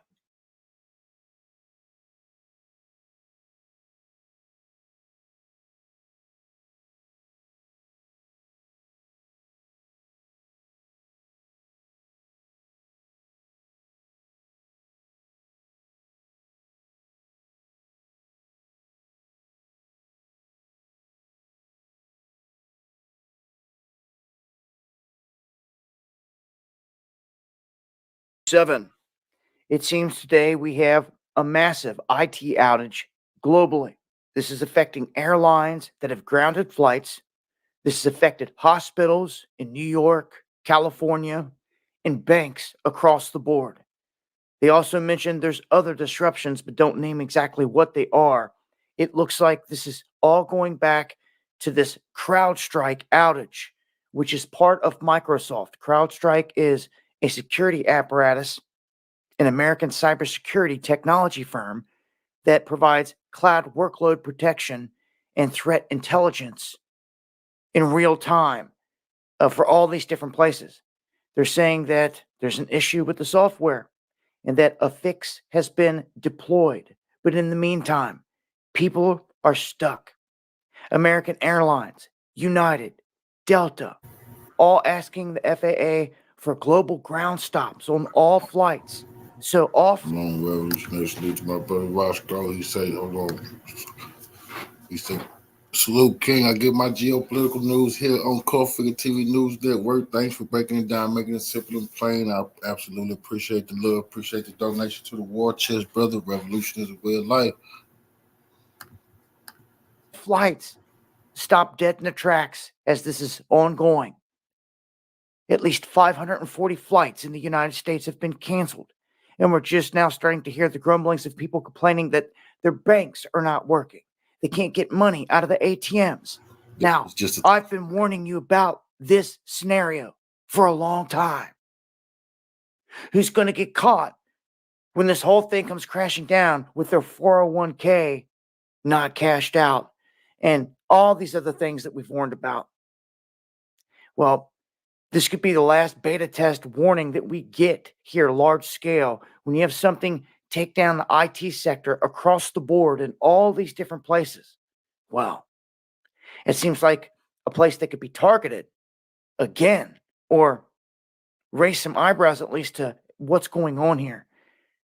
Again, this global IT outage has been reported in many countries across the world, Germany, other places throughout Europe, and here in the United States. So I will update as I get more information. Not in Russia. But please note, some hospitals around the country also affected by this as well. Follow me on X for breaking updates.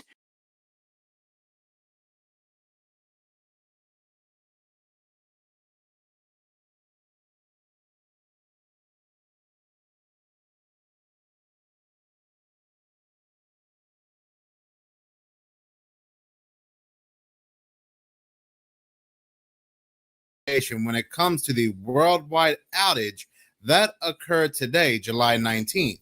Now, it is not mind-blowing to me. It might be mind-blowing to many out there, but not to me, because I know just how evil this organization happens to be. I have spoken about this organization many, many times on this channel. I am going to go ahead and say it right now. This worldwide outage links directly back to the World Economic Forum. If you do not know by now, there was a major global IT outage which had ground flights, hit banks, and businesses around the world. Look at everything that has been going down in this one small week. We have the attempt on Donald Trump's life. We have Biden getting the C-19 and possibly stepping down any day now. We have what is going on at the New Madrid fault line. They are running simulations like crazy and preparing for an 8.4 magnitude earthquake to strike that fault line. And now we have this global IT outage. What is going on? When it comes to the global IT outage, news and media are stating the problem was caused by a defect found in a single content update for Windows from the cybersecurity company CrowdStrike. Ominous as hell name, but whatever. Here's what they know so far as of 1:32 p.m. Eastern Time. I am also recording around this time as well, so if anything updates, just know this is when I'm recording.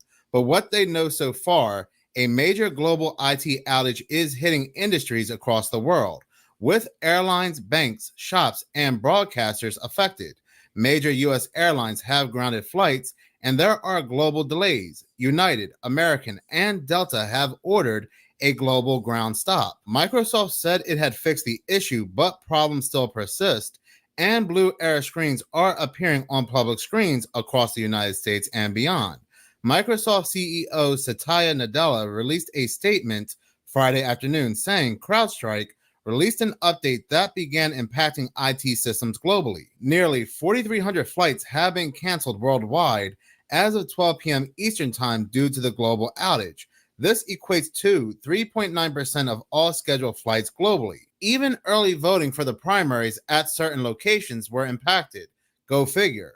Surgeries and doctor's appointments were canceled amid the global IT outage. Now, I don't know if this is a distraction or what this may be, but what I do know is that they are showing us how much we rely on the grid, how much we rely on technology.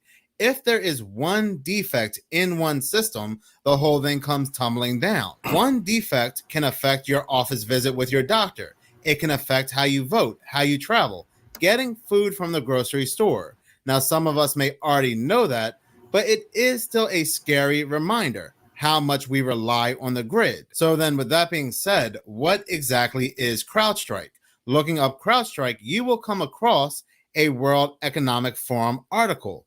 CrowdStrike is a leading provider of next-generation endpoint protection, threat intelligence, and incident response services. CrowdStrike Falcon enables customers to prevent damage from targeted attacks, detect and attribute advanced malware and adversary activity in real time, effortlessly search all endpoints, reducing overall incident response time. CrowdStrike customers include some of the largest blue chip companies in the financial services, energy, oil, and gas, telecommunications, retail, and technology sectors, along with some of the largest and most sophisticated government agencies worldwide. Wow. So CrowdStrike runs deep into the rabbit hole, but all we need to do is look at the very top, and the very top tells us the World Economic Forum. So it sounds like all these companies are connected to CrowdStrike, ultimately connected to the World Economic Forum. Well, of course they are, because CrowdStrike is connected to Windows, and we all pretty much use Windows. It's just not big businesses and the airlines this IT outage is impacting, oh no, but also personal computers. Very convenient timing. Like I said, with everything going on around the world, with Biden getting the C-19, with this thing happening at Trump's rally, with news and media constantly telling us there is a lot of misinformation floating around in this one small week, almost all of our computers are going down, with everything connecting directly back to, once again, the World Economic Forum. Ultimately, everything is just a glitch, bro. This glitch connects right back to one of the most evil organizations that says you will eat the bugs. You will not own anything and be happy. There will be a lot of angry people. I don't know how it will play out in November, but what we know is that we will end up with many more unemployed, and particularly also people in the gray economy, which are not counted for, who lose their jobs. So we will see definitively a lot of anger already now, but probably increased by the end of the year, because this crisis will be with us until we really have found a remedy. So we have to prepare for a more angry world. Well, they were right about one thing. Klaus Schwab was right about one thing. There is definitely a lot of angry people, and they scripted it to be so. Isn't it funny they had shown us something like this will go down in Barack Obama's movie, his Netflix movie, Leave the World Behind, where there is an attack on the grid. Everything goes down, chaos breaks out. Funny enough, around that same time, towards the end, there is also a civil war. They have this one small glitch that can bring everything down, and this glitch is tied to something called CrowdStrike, and they can possibly use this to bring the grid down and blame it on a foreign country. Or if they want to flex their power for quite some time because a lot of misinformation, quote unquote misinformation as they label it anyway, happens to be floating around the internet about certain events, they can just go ahead and bring the grid down for a couple hours just to flex that power. So I'm going to go ahead and end this video with a speech from a one Klaus Schwab, the chairman of the World Economic Forum. Our reliance on digital services and infrastructure has exponentially increased due to the unprecedented connectivity which we have established now. From the adoption of large-scale working from home arrangements to the use of cloud services, e-commerce, e-health, e-education. Many tech leaders have noted that within a couple of months, we achieved such advancements in digital transformation that would have taken otherwise 2, maybe 3, maybe even more years. This paradigm shift to digital has made the role of cybersecurity as a global public good even more pronounced. We all know, but still pay insufficient attention to the frightening scenario of a comprehensive cyber attack, which would bring to a complete halt to the power supply, transportation, hospital services, our society as a whole. The COVID-19 crisis would be seen in this respect as a small disturbance in comparison to a major cyber attack.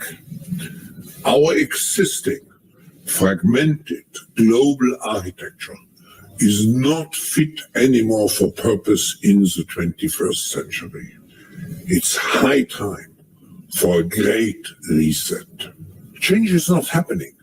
We have a choice to stay passive and see the negative trends unravel. Inequality, polarization, nationalism, racism. If we do not stop those trends, will lead to a post-corona world that definitively is less sustainable, less equal, and much more fragile.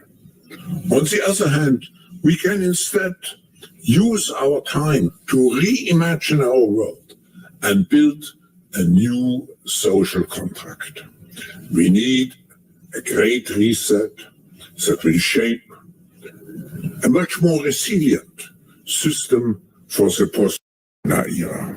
So the cat's definitely out of the bag. Whoever owns the grid owns everything. And as you can see, the ones who are able to control the grid just happens to be the World Economic Forum. Just absolute craziness. Can this week just slow down a little bit? So much has gone on in this small little week.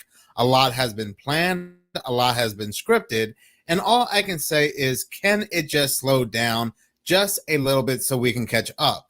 So I do have another video coming out. Hopefully I can release it either later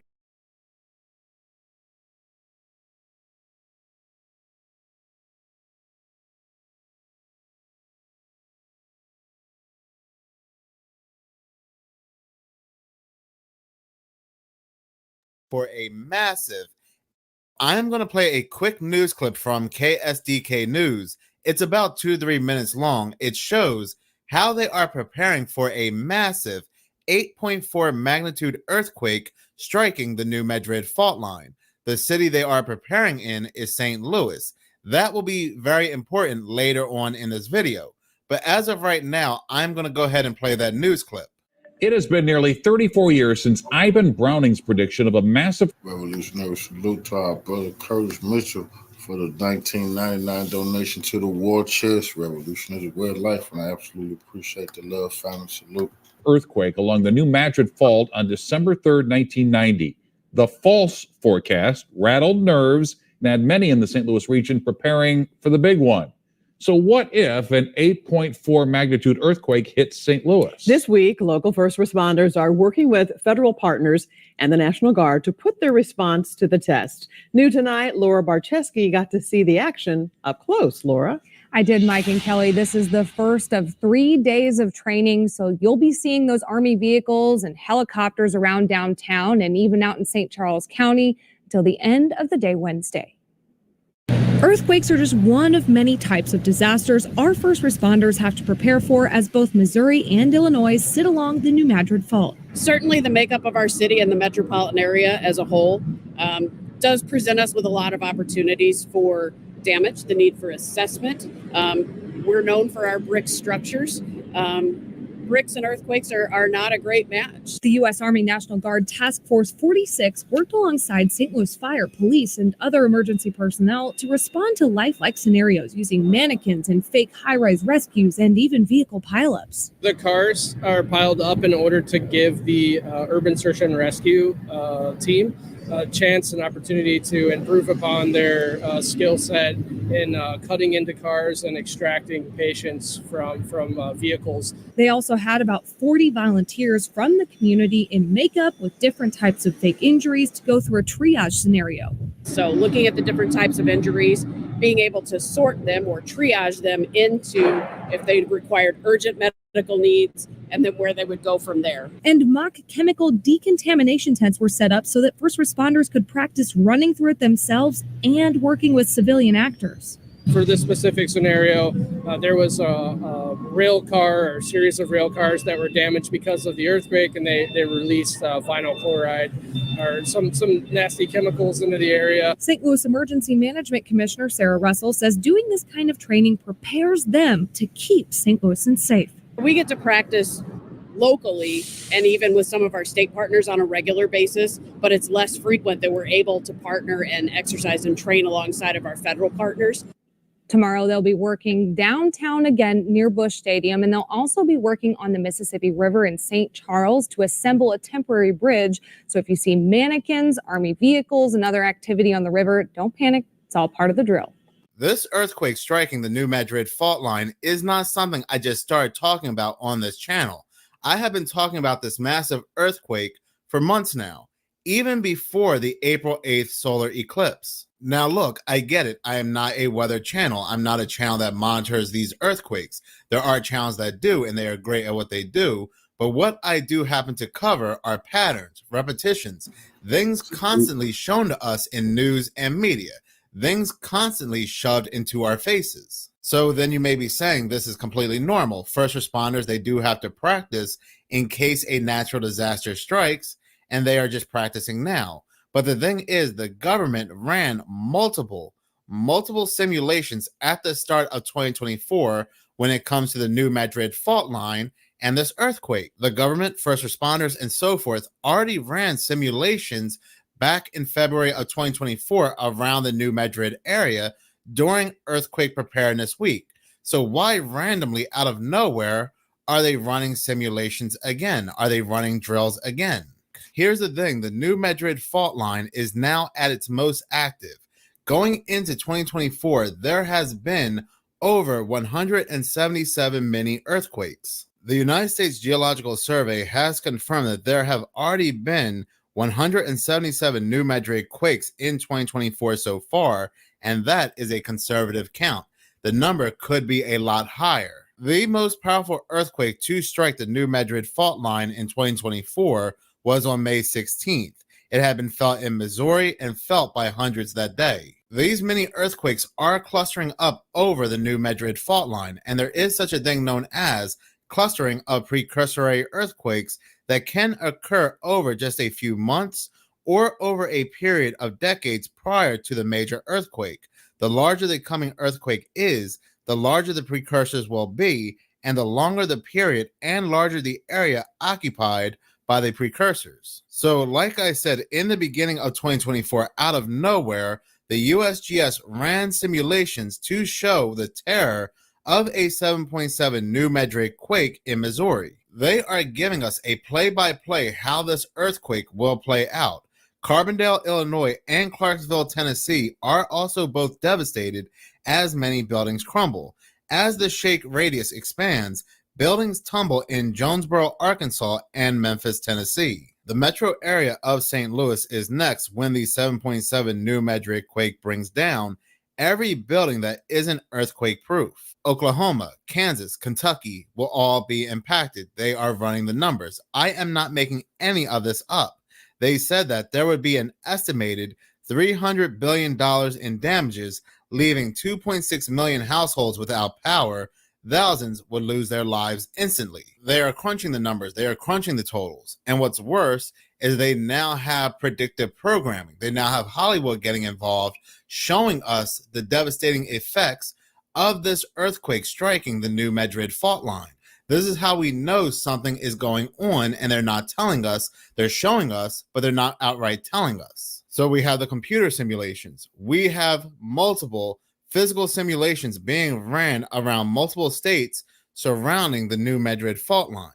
And now we have these movies coming out showing us that there will be a massive earthquake striking the New Madrid fault line. We have news articles talking about this movie.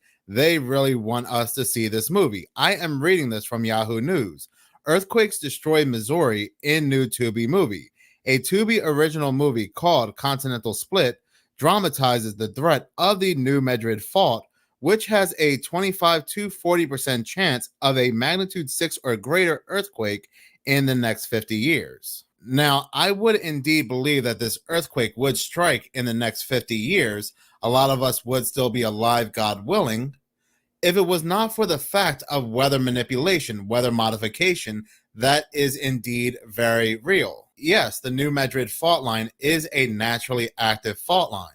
But if you have something like HARP targeting this fault line, increasing the frequency, increasing the activity, that 40% chance over 50 years, in the next 50 years, has now decreased to a 40% chance in months. Given everything that parallels the early 1800s, the two great solar eclipses crossing paths over the New Madrid fault line, the appearance of a very rare comet, the emergence of two different broods of cicadas, the reports of very bizarre weather.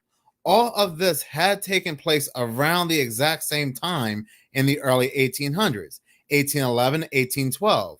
Then only mere months later, there was a series of earthquakes so massive, they are still reported as the top 3 worst earthquakes of all time in North America. Something like that striking in today's world, you can forget about it. The USGS even states that if something like that were to happen today, multiple states would be uninhabitable. We see this massive increase of attention on the New Madrid fault line from all different sources. The simulations, the movies, the news reports. This is not a coincidence. So then you might be saying, well, if this earthquake strikes, what can I do about it? There's nothing I can do about it. But why be a sitting duck? Yes, not all of us can pick up and move. That's not feasible for a lot of us. But most of us can get supplies. We can get batteries. We can get extra water. We can try to make ourselves more secure in case something like this strikes. Even if this massive earthquake does not happen, earthquakes still happen. Disasters still happen. It's always good to be prepared with extra supplies. I am on the southeast coast of the United States. If this massive earthquake were to strike the New Madrid fault line, it does not look good for where I am at either. I am going to start to stock up because the thing is, they are talking about this fault line. They are talking about this earthquake way too frequently for my liking. Maps have come out years ago showing what the United States would look like if this earthquake were to strike the New Madrid fault line. Basically, this earthquake would split the United States into two. There is indeed a lot of news going on lately, everything that's going on with Trump, and then we have these bizarre outages taking place across the world. But even with that going on, I am still going to keep my eyes on what's going on with the New Madrid fault line and these increasing series of many earthquakes. So look forward to those new videos as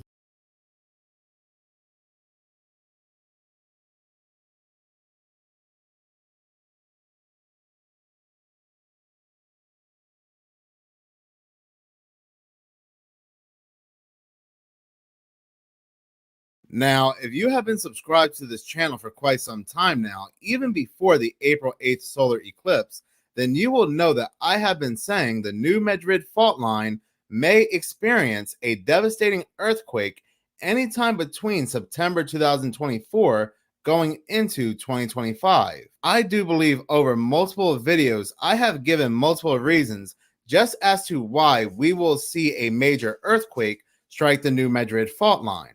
One of those reasons happens to be the eerie parallels between the early 1800s and today. Everything that we have seen taking place ever since the April 8th solar eclipse has taken place during the early 1800s and all around the exact same time, such as the crossing of two great solar eclipses, one back in 2017 and one in 2024, both crossing paths over the New Madrid fault line. And then we have the emergence of two different broods of cicadas.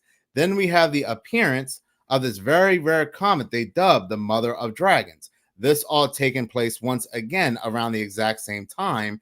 And then we have all this weird weather going on. These events taking place in 2024 were also seen back in the early 1800s.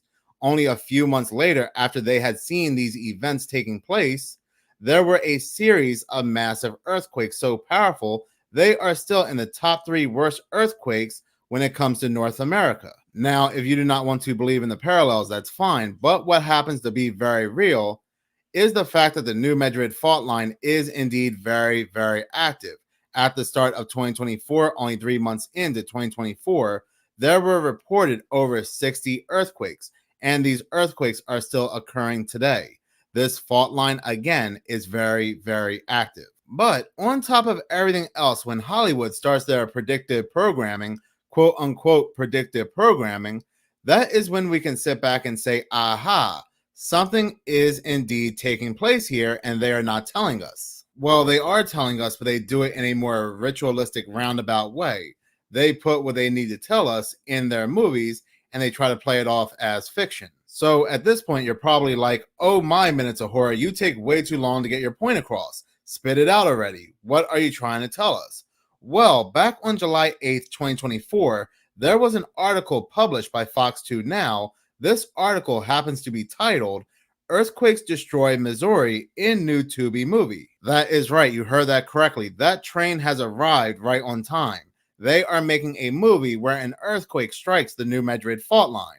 A Tubi original movie called Continental Split dramatizes the threat of the New Madrid fault, which has a 25 to 40% chance of a magnitude 6 or greater earthquake in the next 50 years. Now, I'm going to roll the dice and say that percentage, that chance is a lot higher, given the fact that we saw in my previous video that HAARP is attacking St. Louis. St. Louis happens to be on the New Madrid fault. They even say in this article, in Missouri's Boot Heel, there are small earthquakes along the New Madrid fault almost every day. The active seismic zone is the location of a series of quakes from 1811 to 1812 with magnitudes of 7.5 on the Richter scale. Some of them were felt on the east coast of the United States. Listen to this part. There are scenes of mass destruction as Jefferson City is hit with a 7.5 magnitude earthquake and St. Louis buckles under a 8.6 magnitude quake. Sinkholes swallow homes and cars as floodwaters spill over the ruined cities. Well, it's not just Hollywood, it's not just Tubi. They, the USGS, also ran simulations, eerily ran simulations at the start of 2024, a what if a major earthquake strikes the New Madrid fault line. They said that multiple states would be uninhabitable. This is not a coincidence. Around the same time, they are running simulations and they are also making movies about an earthquake striking the New Madrid fault. Now, yes, it is Tubi. These movies are low quality, but the point still stands. They are making movies based off the New Madrid fault given way. And we know this is a very real possibility. These movies are not made in a span of a couple months. It's not like they read the news and read how active the New Madrid fault line was in 2024. And then they said to themselves, hey, let's go ahead and make a movie on this. No, it takes a couple of years to put a movie together. The article mentions St. Louis again by stating Missouri's Capitol Dome is taken out by wall of water while the governor demands someone do something on the phone. Tall buildings in St. Louis smoke and topple as the earthquakes roll on. Then the article ominously ends with, will the quake split the United States? The team of scientists in the movie has a plan, and there is a sort of happy ending to the story, despite the thousands of people passing away. So you put the entire package together, and it's very obvious what they are trying to tell us when it comes to the New Madrid fault. Years ago, there were photos released showing what the United States would look like if an earthquake were to strike the New Madrid fault line. Basically, the United States would indeed be split in two. But in any case, thank you so much for watching. If you like Coffee, follow me.